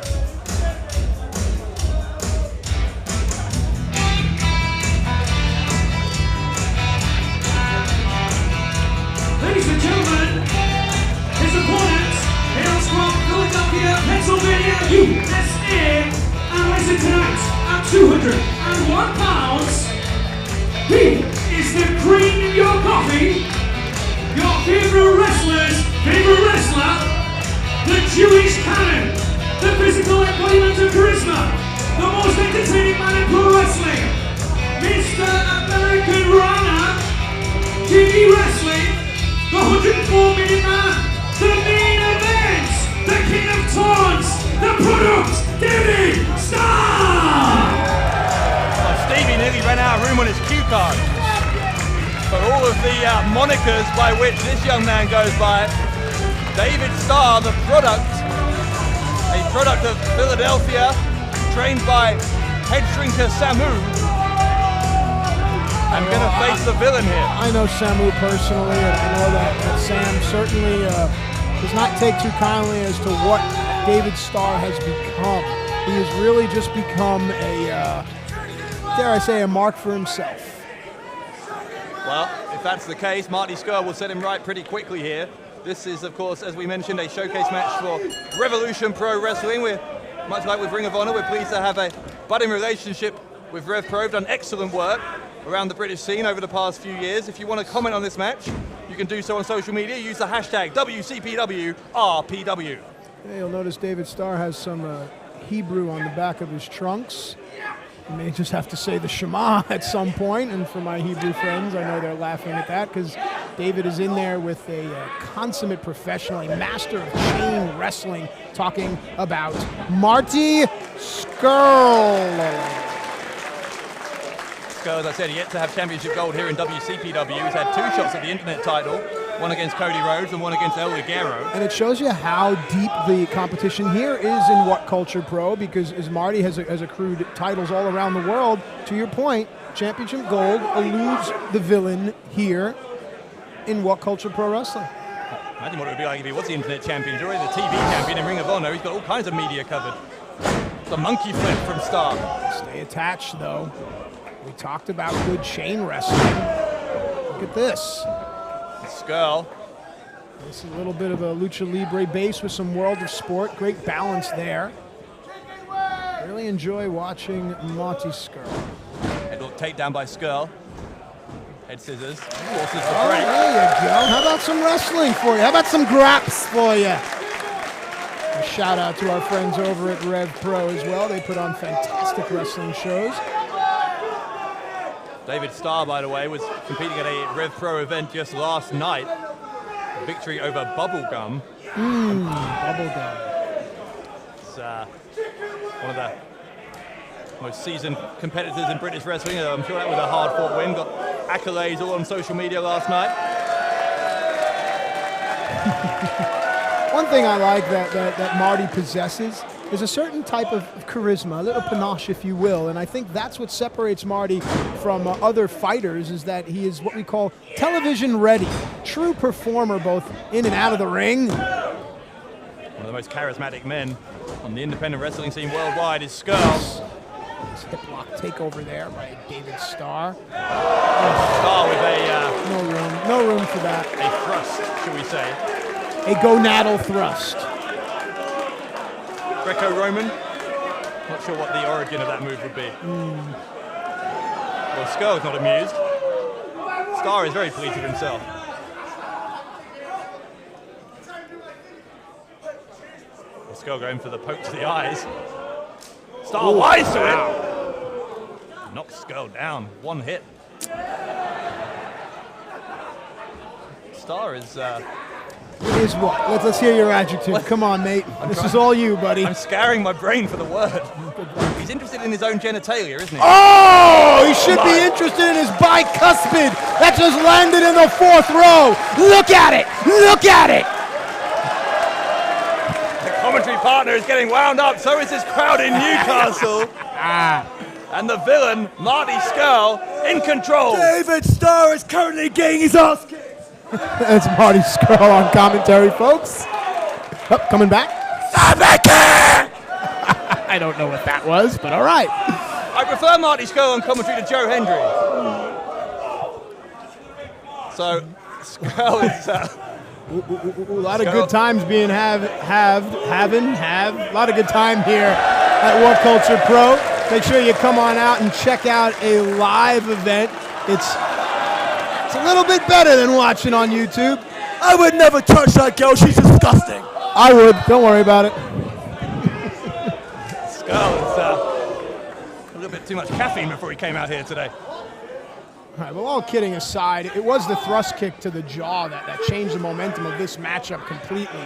And now the villain capturing the arm. Looks like a little bit of blood coming from David's mouth. There you are. It's from the lip, I think. Being caught there. It's not ballet, kids. Scurll with fingers in both eyes. Orbital pull by the villain. Another new move I hadn't seen. Looks like Starr's thrust. Scurll is... it took too long there, and Starr is fighting back. Scurll with a club to the back. And look, this is what professional wrestling is really all about. It's about having a good time, peppered in between some good, hard-hitting professional wrestling, and I think that's what the fans are getting right now. Starr, chop across the chest. This one getting increasingly hard-hitting. The fun and games very much over. Ooh, that one was up in the throat, and I'll tell all the young wrestlers that the reason that you use the chop is you don't want to break your hand, and the chop also, it kind of can make your opponent's heart skip a beat. Not literally, but it does interrupt the breathing, it does interrupt the cadence of the diaphragm, and it can change the momentum of a match. It's not just to get the woos. Scurll backed into the corner, forearm to the head, followed by chop, forearm chop, forearm chop, forearm chop. Kawada, Kobashi, think of all the great names. Do not add David Starr to that same breath, please. And the forearm from Scurll. And the villain sent packing to the outside. He's quickly back on the apron. But Starr takes him down with a clothesline. Hang on a second here now. While David Starr is very arrogant and egotistical, he also has a great deal of pride. And sometimes that is all you need to get a reaction in our great sport of professional wrestling. Not once, but twice. Starr launches between the top and middle rope to take out Marty Scurll. The crowd want one more. And the product is happy to oblige. Starr off the ropes and 3 times into the villain Marty Scurll. And Scurll goes into the front row, and that was not just a quote-unquote tope suicide or a suicide dive. That was a flying forearm, and Marty is almost deposited back into the fight by the WhatCulture faithful. Scurll back in the center of the ring. But Starr not giving him any reprieve. Nice. Way to shut his opponent down is Marty. Oh, wow. That from Starr. Dangerous. Go for the cover. Leg hook. This could do it. No. Close, close, close. Starr a half second away from winning this Revolution Pro showcase here. You get a shot of Starr's left ear. It looks a little cauliflower. That'll tell me this young man has been doing his jiu-jitsu practitions, if that's a word. Starr made a mistake there. Scurll dropping the arm, buying himself a little bit of time. Yeah, doesn't want to take too much time, does Marty. Step through, block the toe of the boot. Oh, nice sequence there. And drop Scurll on his head. Scurll might be out. Starr could win it here. And Starr again is not quite at 3. Starr is fighting to maintain his composure here. He's getting increasingly frustrated at his inability to put Scurll away. Now, David Starr going to the max here.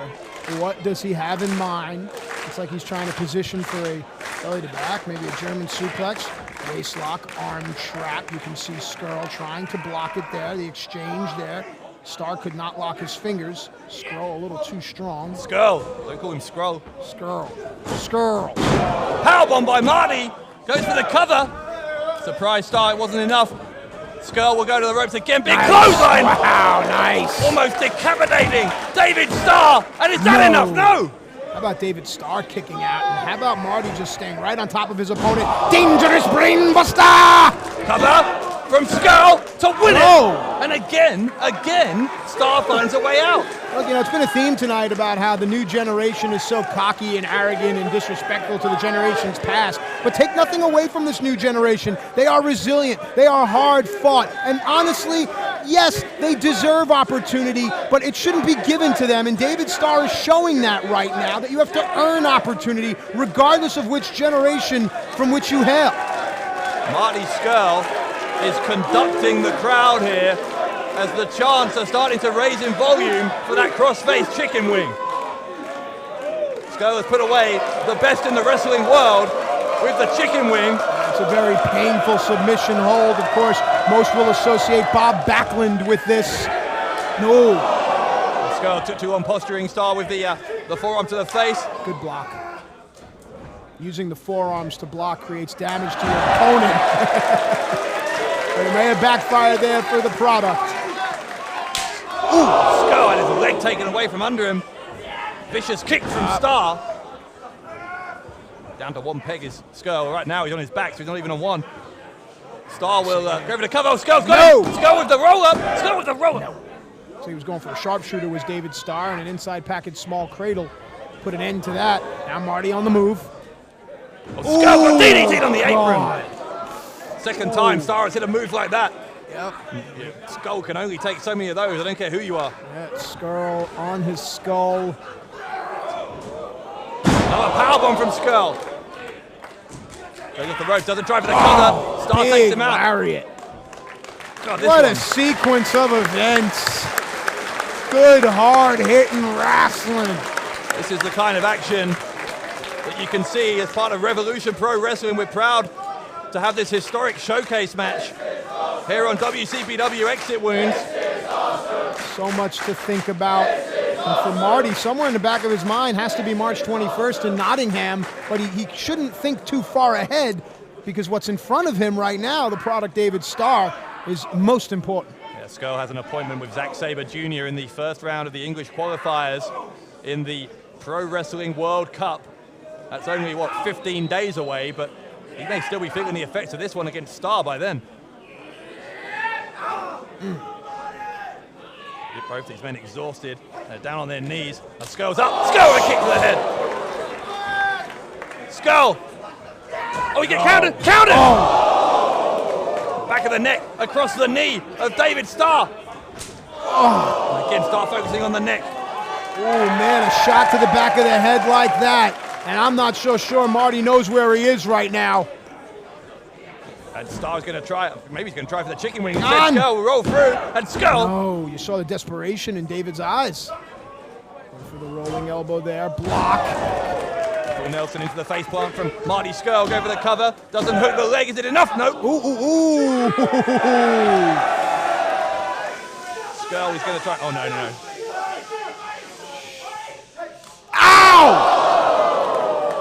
Oh, my God. I don't think there's any noise on earth I hate more than that. Chicken wing from Scurll. He's got it locked in. No! Counter from Starr to win it. No, great counter from David Starr. Has earned my respect in this match, has the product. There it is. This time he's got it. Scurll has it locked in. And that's it. Starr taps. And Marty Scurll victorious. The match is a result of a submission. The villain, Marty Scurll! Marty Scurll, the winner in this Revolution Pro Wrestling Showcase, and he's going to head on now, Matt, to the 21st of March, where Zack Sabre Jr. awaits him in the Pro Wrestling World Cup. It started with the manipulation or the popping of the metacarpal or breaking of the finger or the knuckle. And that in and of itself, as you can see, David clutching at his wrist, his whole entire left arm. That was the beginning of the end for the product David Starr, who gets the tip of the cap. But to your point, Marty Scurll and Zack Sabre Jr. is going to be one for the ages. Once again, Matthew, my friend, the greatest wrestler on television is victorious! Not lacking in confidence, is he? Marty Scurll. Goodness me. Victorious here in that Revolution Pro Wrestling Showcase. And still got that championship match, WCPW championship match on the way. Our main event, Drew Galloway against Will Ospreay. But up next, Matt, we're going to find out the identity of our new general manager. Is it you? Is that why you're wearing the green tie? I wish. Well, as an ovation for David Starr is well-deserved. A lot of things are changing here in WhatCulture. Of course, championship matches, Pro Wrestling World Cup, a new general manager. Folks, this is where you want to be. I'll do something about him for next time. Well, Martin Kirby has been the general manager of WCPW for close to 10 weeks, and he's about to name his own successor as we take it to the ring.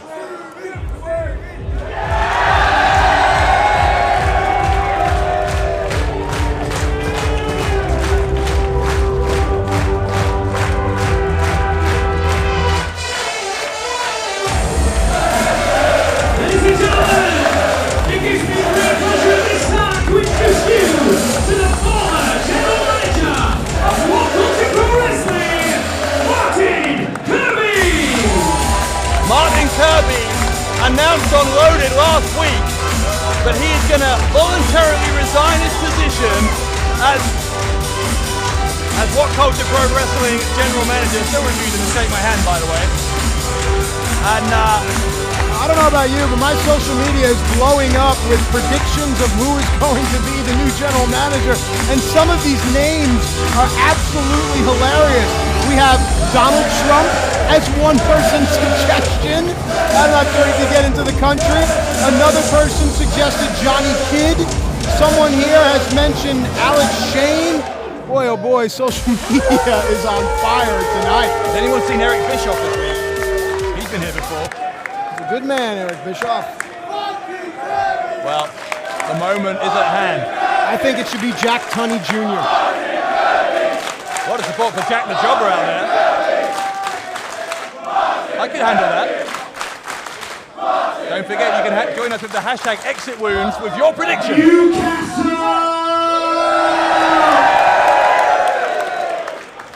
Make some noise if we have some curb crawlers here tonight!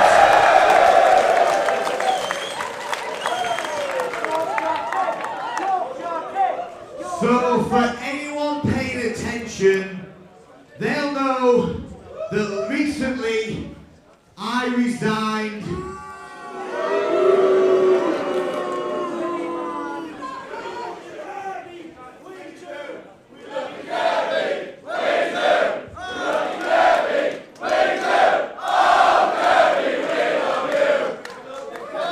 I love you too, people. So, as I was saying, I resigned as the WCPW General Manager.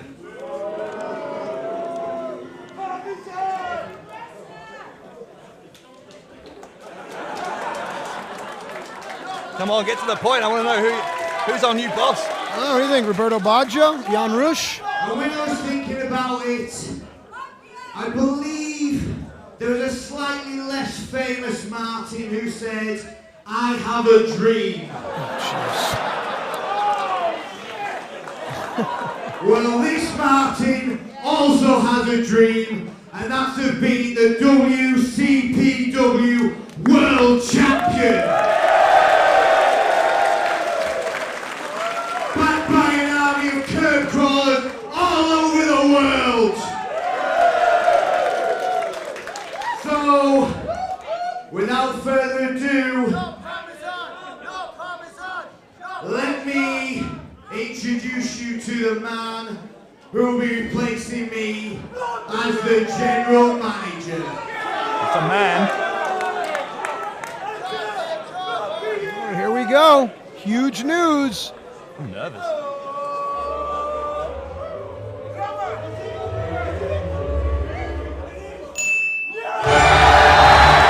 Oh my God! How did this happen?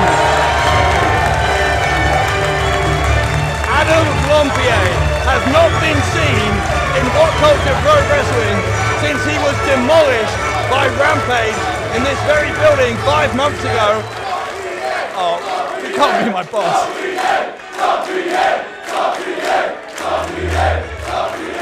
Adam Blompier.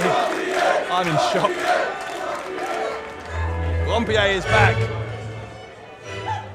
Now, before I hand over the general manager Tyne, do you promise not to be a dickhead? Well said, well said. Cross my heart, hope to die.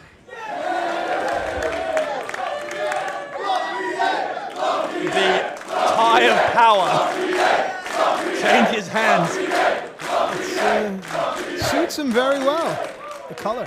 Right, I'm going to do this the hard camera glove on my bald spot will be on YouTube. There's nothing wrong with that.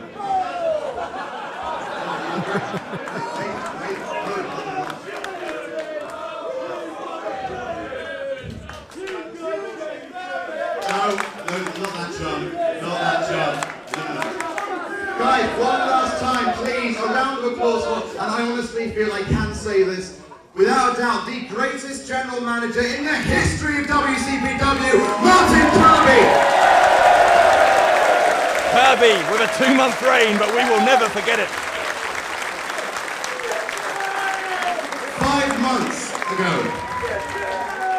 5 months ago in this very city, in this very building, I received the beating of my posh life.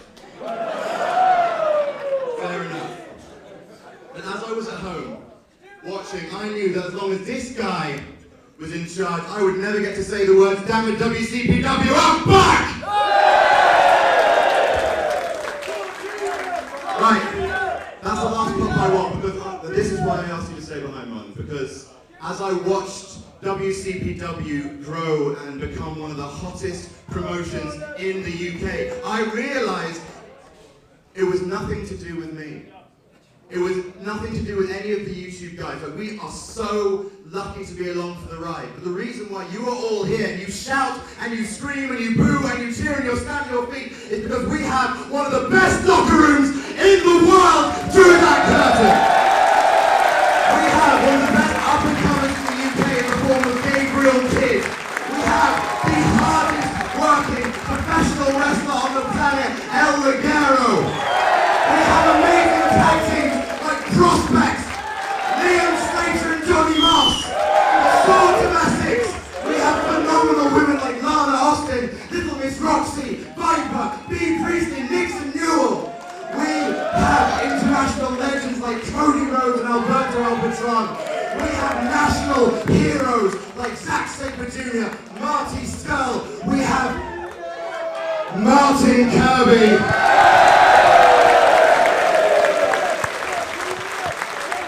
And we have one hell of a WCPW champion in the form of Drew F-Word Galloway. And then we also have Rampage.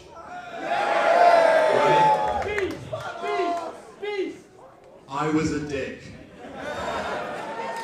And I just want to say that it was so fitting that in this building, after 5 months, my first official act as GM was to sign the official contract for Rampage to face the WCPW champion at State of Emergency in Orlando.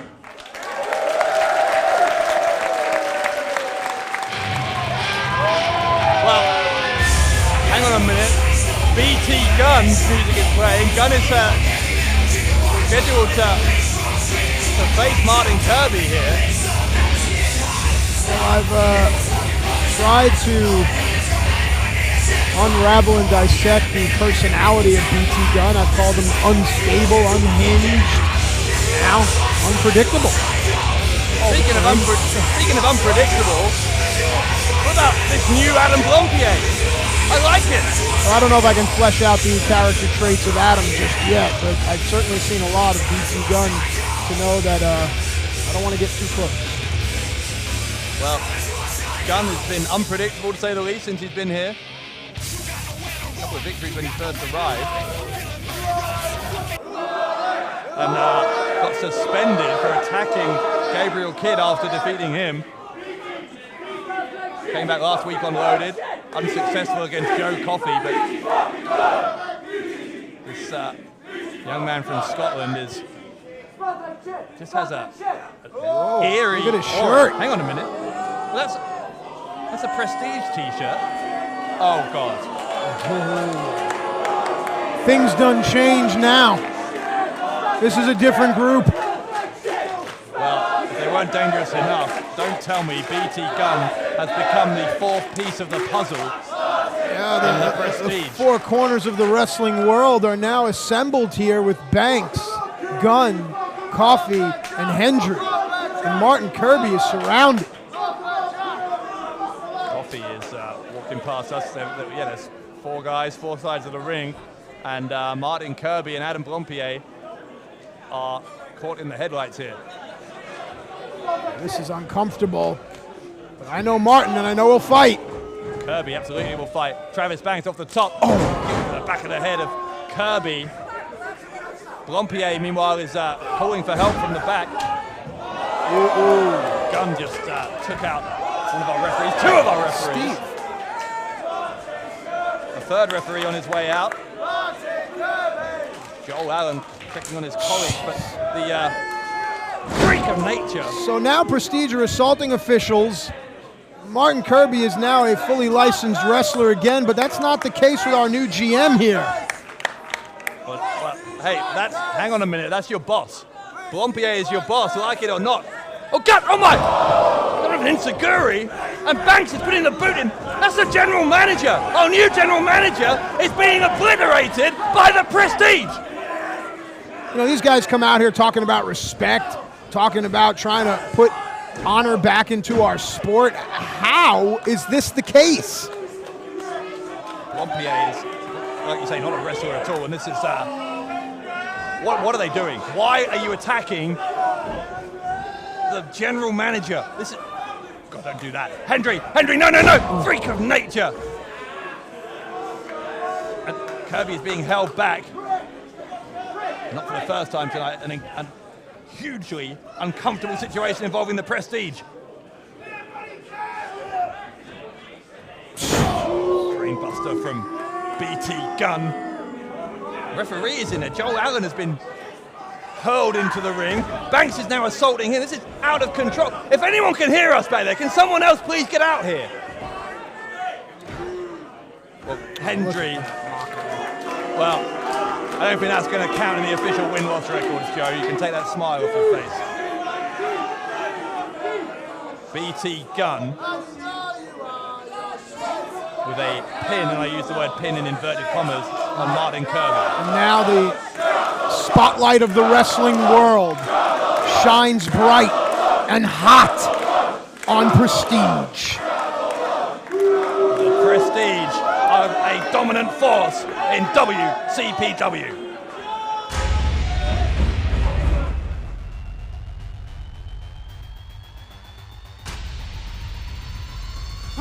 Hey, don't you try and cut us off! We're running the show!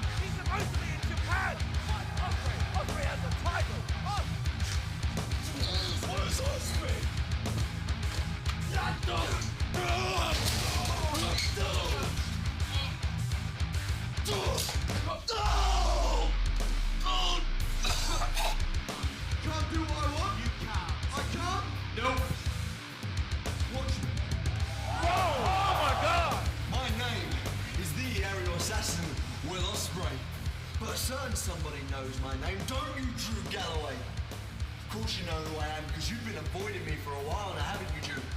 Ever since I whipped that coach out, wrapped it round you, and stole your WhatCulture Pro Wrestling Championship, you've been avoiding me. You've been going off, playing silly bubbies with Joe Hendry, because you know Will Ospreay will take your championship away from you. So guess what, Drew? I am going to walk in next week with this championship in one hand. And then after the bell rings, Drew, I'm going to have your championship, my championship, in the other hand. Whoa!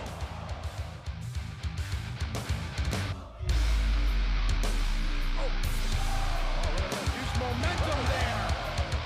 Smart.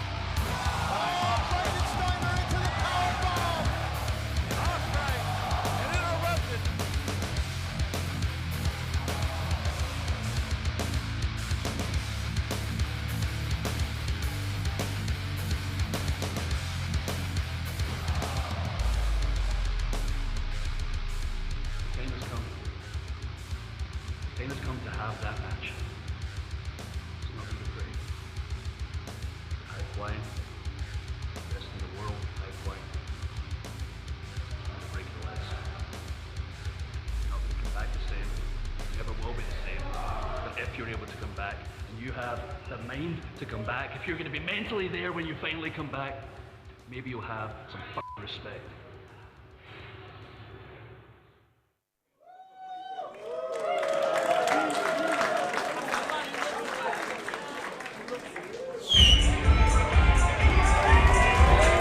All right, here we go. It is main event time, and the WCPW Championship is about to be on the line.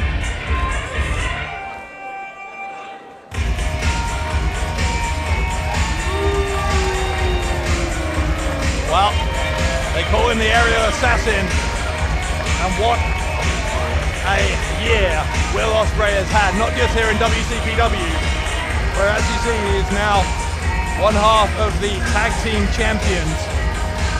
But of course it is a year this week, Matt, since Will Ospreay was announced as the newest member of Okada's Chaos faction in New Japan Pro Wrestling. Since then he went on to be the youngest ever winner of the Best of the Super Juniors. And now, on this night in Newcastle, he wants to add the WCPW Championship to that growing list of accomplishments. I like Will's attire here. Reminds me of my friend, Brooklyn's own Low Key. But Will Ospreay is certainly the future of our industry, and the future is now. Can he capture the WCPW Championship?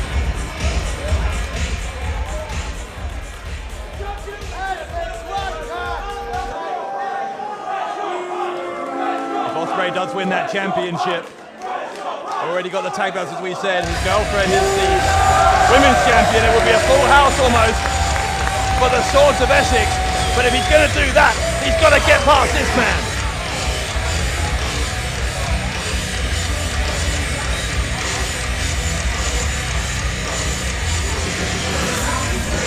Drew Galloway, our champion, about to emerge here in Newcastle. And if Galloway can survive this battle against Ospreay, Matt, here he is, hang on, Galloway on his way to the ring. If Galloway survives this, then this Friday he will celebrate his 100th day as the WCPW champion. A lot can be done in 100 days. Just look across the pond to my country. But Drew Galloway has a full plate ahead of him tonight. Already a two-time ICW World Champion, a former TNA World Champion, of course, who was Intercontinental Champ and a Tag Team Champ in WWE, but now is wearing the most prestigious prize in WhatCulture Pro Wrestling. Galloway said that there is no one in the wrestling world who he would rather beat up right now than Will Ospreay and wipe that smirk off Ospreay's face. Well, in the next few moments, he will get his opportunity.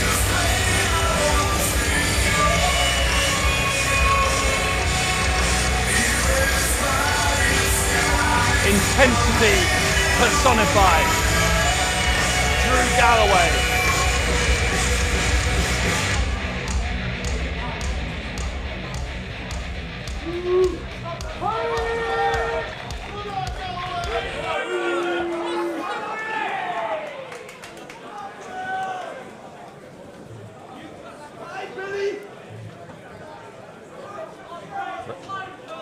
Newcastle upon Tyne, England!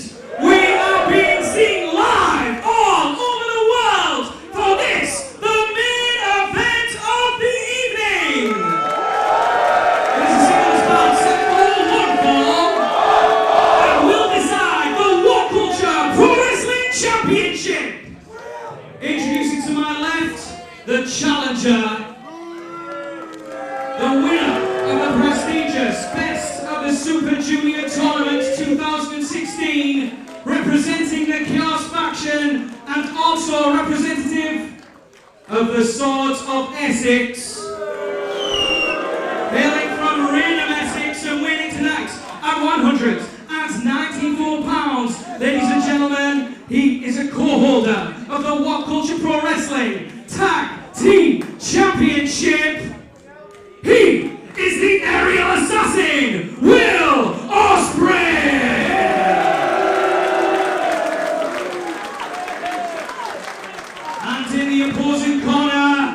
champion. This man is known also all over the world. Ladies and gentlemen, hailing from Ayr, Scotland, and winning tonight at 260 pounds, he is your current reigning and defending WhatCulture Pro Wrestling Champion, Drew Galloway! Ospreay starts it early. Ospreay surprising Galloway. Well, that's how Ospreay started his match with Ricochet at True Destiny when the top rope broke. And I admire this from Will Ospreay. He's giving up just over 60 pounds, 6-0. And let's not forget, this is a physical contest. And that weight difference might play in. As you say, that Galloway's demonstrating what a physical contest it is. That big boot to the face of Ospreay. You heard our ring announcer mention in the accolades of Will Ospreay, the winner of the 2016 Best of the Super Juniors tournament in Japan. And now that is a high-flying, quick style. Will's not going to necessarily be able to do that against Drew unless he finds an opening. I mean, that's got to be Drew's strategy, right? Is to stop him from doing that, to take away that vertical base, stop him from being able to launch those aerial attacks. Well, you would think so, you know, in football, in baseball, in basketball, in any sport, even auto racing, you have a strategy going into it, using your opponent's strengths and weaknesses against them and in your favor. So to your point, yes, you have to believe that Drew has some designs on slowing Will down. That tie is now a detriment. Ospreay goes face first into the ring post. Galloway asking the first few rows of our audience to clear out. I'm not sure what he has in store for Ospreay here, but it's nothing good if you're a Will Ospreay fan. Ospreay launch into the chair, my God. That's a good way to end a career. Good grief. And Will Ospreay is only, what, 23 years old? Yeah. Just about. That's incredible. Still only 23. Scary. God bless him. Will Ospreay and Drew Galloway, your main event, and not because it rhymes. Ospreay might be 23, he's probably feeling like 83 after going through those chairs, but imagine looking up and seeing Drew Galloway standing over you. He's going to be a brave man who can even come close to beating Galloway for that championship. Is Ospreay got it in him? We'll find out in a moment. Hang on a second. Ospreay is perched on our production desk there. Listen, to the referee's credit, he has not started a count. Hate to see this end in a count out. And like I said, to the official's credit, he's not even entertaining that, not even broaching the subject. I think Galloway has been oh, wow. Some of our security got too close there. Headbutt. Get away from Drew. Oh, here comes Ospreay! Ospreay takes out Galloway, takes out a security guard as well. We talked about Will needing an opening in order to execute that high-octane, high-risk offense, and that opening might be right here, right now. What does Ospreay have in mind here? What's he doing? He's moved the guardrail. He's moved the guardrail so it's closer to the ring, perhaps, so he can launch and take out Galloway. Good grief.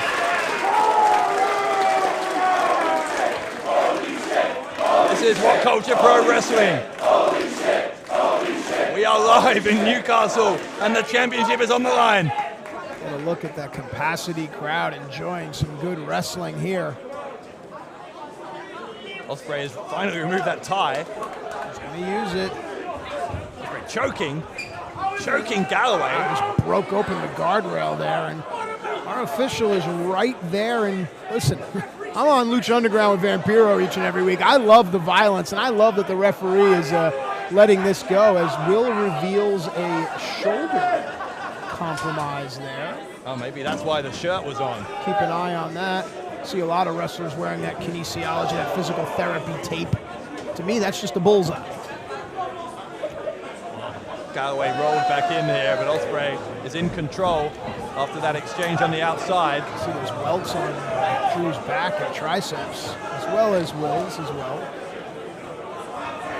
Look at this. Galloway not impressed by that strike from Ospreay.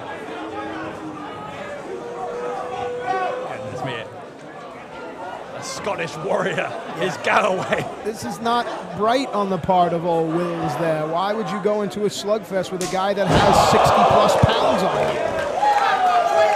That was what brought you to the dance, as they say, right? In Ospreay, that's not what brought you here. Ospreay launched.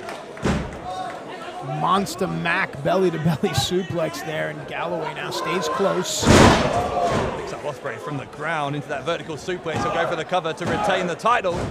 Good kick out there by Ospreay. Enough for two. Ospreay, of course, having to exert a good bit of energy to kick out there. And Galloway has slowed this down to his pace. He is lining Ospreay up. Gave Ospreay too long.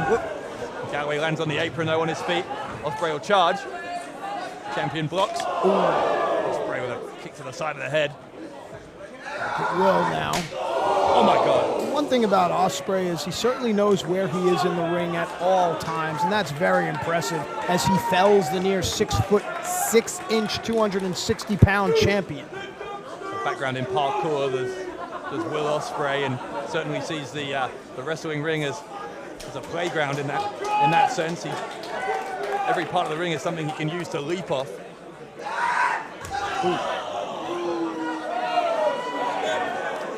But if Ospreay has one weakness, it's that confidence sometimes turns to cockiness, sometimes turns to hubris.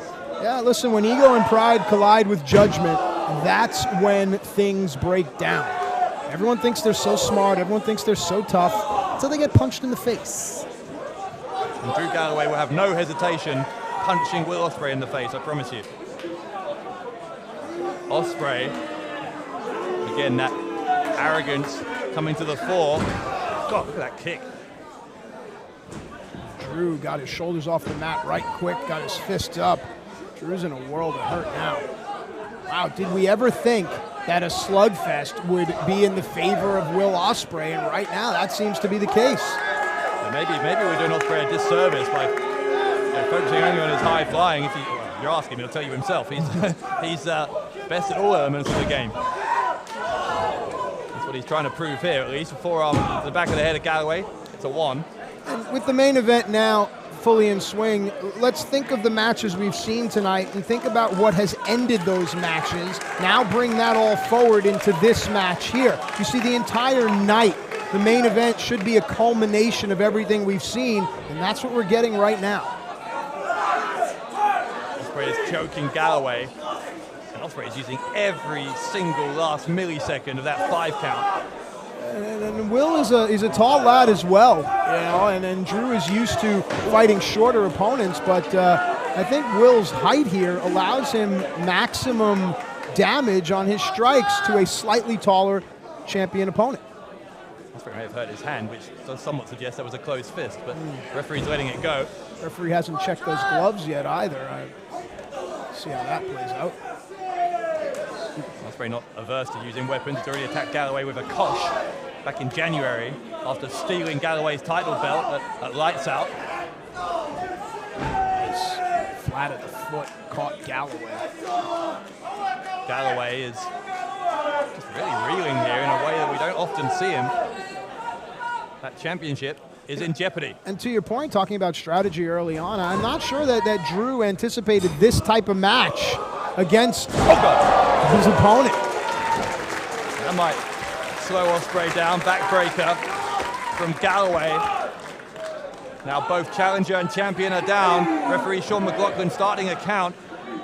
The fighters have till 10 to get to their feet, otherwise it is referee's discretion. Of course, the impetus here is with the challenger. Ospreay has to get to his feet. If this is a draw, if this is a double count out, Galloway retains. Speaking of Galloway, he begins to stir. He is up, and the match continues. Good job by the referee. Ospreay with a slap across the chops of Galloway. Jeez, here we go. It never ends well. Galloway unloading on the aerial assassin. Galloway has to be careful. He channels his anger. He's already taken out security guard, shoved the referee. He's on the top. Clothesline takes out Ospreay. Galloway energy flowing through his body. The thing that's kept him on top of the mountain here. Goes for the Future Shock DDT. Ospreay's falling into the ropes. Galloway picks him. Powerbomb to win it. No. Ospreay just out in time. You know, to the uninitiated fan, they might not understand how the ropes play into the match. And when you're training for a wrestler, you're trained, you're taught to anticipate the momentum that the ropes give your opponent or you. And you can see how that was utilized in that earlier exchange right there. Galloway now has Ospreay on his shoulders. Ospreay escapes, going to try and Irish whip Galloway into the corner. Yeah, that's where the 60-plus pound advantage came in there for Drew. Too strong. Galloway kicks Ospreay in the midsection, he'll charge in after him. Ospreay moves out of the way. Oh, God. There it is. But we saw B. Priestley do this earlier. Cheeky Nando's kick. You missed it. Drew had it scouted nicely. The leg hung up there. This isn't going to bode well for Will. Ospreay needs to grab the ropes. He can't get there, though. And Ospreay, looks like a reverse Alabama jam. Saw the original version from Cody Rhodes earlier as Galloway gets a 2. The Jam Alabama was not enough there. And look at Drew nodding, almost accepting the fight that his opponent will bring. Galloway, like nothing more than a good fight. He'll be pleased this one's going a long time. A stomp to the left hand, that'll certainly compromise some of the strikes that Ospreay's been using. Galloway is trying to deposit Ospreay here on the top rope. Reassembling the limbs here. It's a risk, though, because it's where Ospreay's most dangerous. Yeah, you saw Will back up a little bit, and Drew was able to fill that space up. Galloway trying for the superplex. He can end it. Oh, God. And that space is now filled with something else. Galloway landing awkwardly. Ospreay has him hung upside down. The champion in trouble. Yeah, Drew's left leg is hooked underneath that turnbuckle. And to your point, Will very comfortable here. Oh, God, no, he's not. Oh, wow, right onto his feet goes Ospreay. The challenger now begins to feel it. Could the championship be coming closer and closer for Will Ospreay? What agility from Ospreay. He picks up Galloway, drops him. A Falcon Arrow, the cover, leg is hooked. New champion, no. How close was that? And now, this is what Will needs to do. He needs to stay focused on his opponent. He cannot just lay there and think how close he was. What a match here on Exit Wounds, our main event for the WCPW Championship. Look at the heaving chest of the champion, Drew Galloway, grasping for oxygen, rolls over now. Ospreay standing tall. What does Will have in mind? Galloway needs to be very careful. Ospreay has taken down that knee pad. Ospreay with that smirk on his face. Nope. Took too long, Galloway caught him, but Ospreay improvises. German suplex. Galloway's on his feet. Ospreay, caught by surprise. Ospreay on his feet. Goodness me. And Will is so good at using momentum in his favor. Galloway. Oh, God. Charging. Boot into the face of Ospreay. Ospreay down. Galloway down. The championship on the line here in Newcastle. Referee again has a count on. Again, the impetus with Ospreay. He has to get to his feet. And listen to the crowd. Oh, they're not wrong. Referee's up to 7. And I love how the chant dissipates back down to let's watch what happens next. Some really great fans here in WhatCulture Pro Wrestling. Great fans all around the United Kingdom. I've said it my entire career. He's going to try and hook those arms, maybe go for that Future Shock DDT, but does he have enough fuel left in the tank here, Galloway? Can he do it? Spin in the face from Ospreay. There's been a few displays of disrespect tonight, and Galloway won't stand for it. Chop after chop after chop from the champion. Well, that may have been smart by Ospreay to raise the ire of the champion. I say it all the time, an angry fighter is a sloppy fighter. High knee from Ospreay, didn't get all of it. Got enough to take Galloway down. The third one will put him on his back, and Ospreay could take advantage. You know, to the untrained eye there, Drew Galloway was using defense. He was moving away from his opponent as his opponent came in. That minimizes impact, and that's the only reason Drew is still standing right now, but not for long. Tornado DDT from Ospreay. Go for the PK. Oh, no, it was the Shining Wizard, in fact. A Shining Wizard from Ospreay. The cover to win the belt. No leg hook there. He had the arm in position, but he didn't pull the leg up off the mat. Ospreay in disbelief. He believes he's been the champion for some time. That's why he stole that title belt. He thinks this is a formality here in Newcastle. But this, to me, is the mistake. Here's the youth coming into play, getting in your own head. Stop it. Just go forward. Put your head down and do your job. Ospreay is on his feet, and he is perilously close to those turnbuckles where he is at his most dangerous.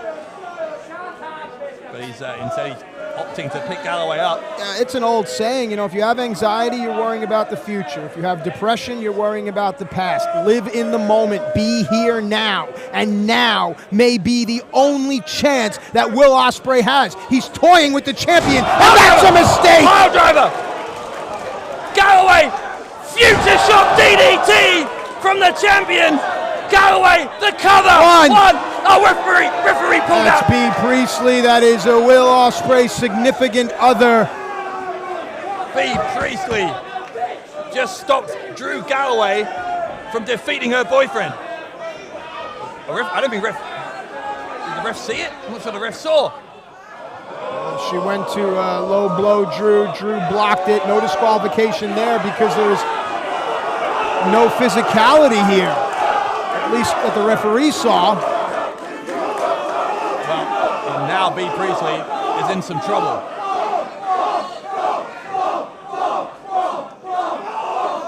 Galloway, a headbutt on Priestley from the champion. Ospreay goes for the Oscutter! Oscutter! No, not like this! Not like this! The cover from Ospreay! Oh my God! So close! But Galloway holds on! Look at Will's face as the Lucha Forever hat sits in the middle of the ring. Drew Galloway just defied the odds, and now Will Ospreay has to come up with something. What can he pull out of his bag of tricks here? Well, the greatest weapon in his arsenal has been unleashed, and it was not enough. Now the gloves are coming off, literally. Ospreay, that look of shock turning to a look of determination. As you see the WhatCulture Pro Wrestling Championship in the top right corner of your screen, that is what these two are fighting for so viciously, so valiantly. Ospreay, disrespect to the referee. Referee is trying to assert some authority here. B. Priestley is still recovering down to our left. You can't see her on camera, but she took a mighty headbutt from Galloway. Ospreay is picking up. Oh, wait a minute here. Oh, no, he's not going to try. Sure, and why not? Defeat Galloway with his own move. Going for the No. DDT. Galloway escapes. Galloway held on to the middle rope. The momentum forced Ospreay down, and now Will is up the creek without a paddle. Oh my! Look at the power! The power of Galloway! Future shock DDT! The weight advantage came into play. And Galloway hooks the leg! Wait, what? Galloway does not retain! Galloway does not retain! Ospreay kicked out at 2! And looking around, some fans have arms outstretched, others hands over their mouth. Many begin to rise to their feet in appreciation of our main event. They are on their feet on Tyneside. Galloway and Ospreay putting on a clinic.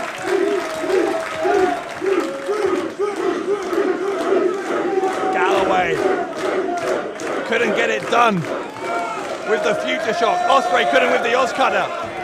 What's it going to take for either of these two men to lose? Power by Drew. Ospreay kicking his legs, trying to change his weight. Caught him again!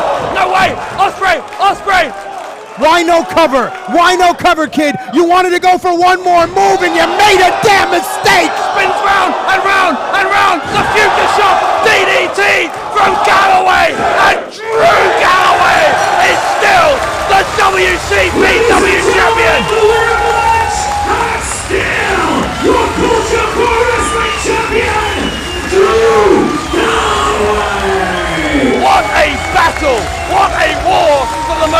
unearned prize in WCPW.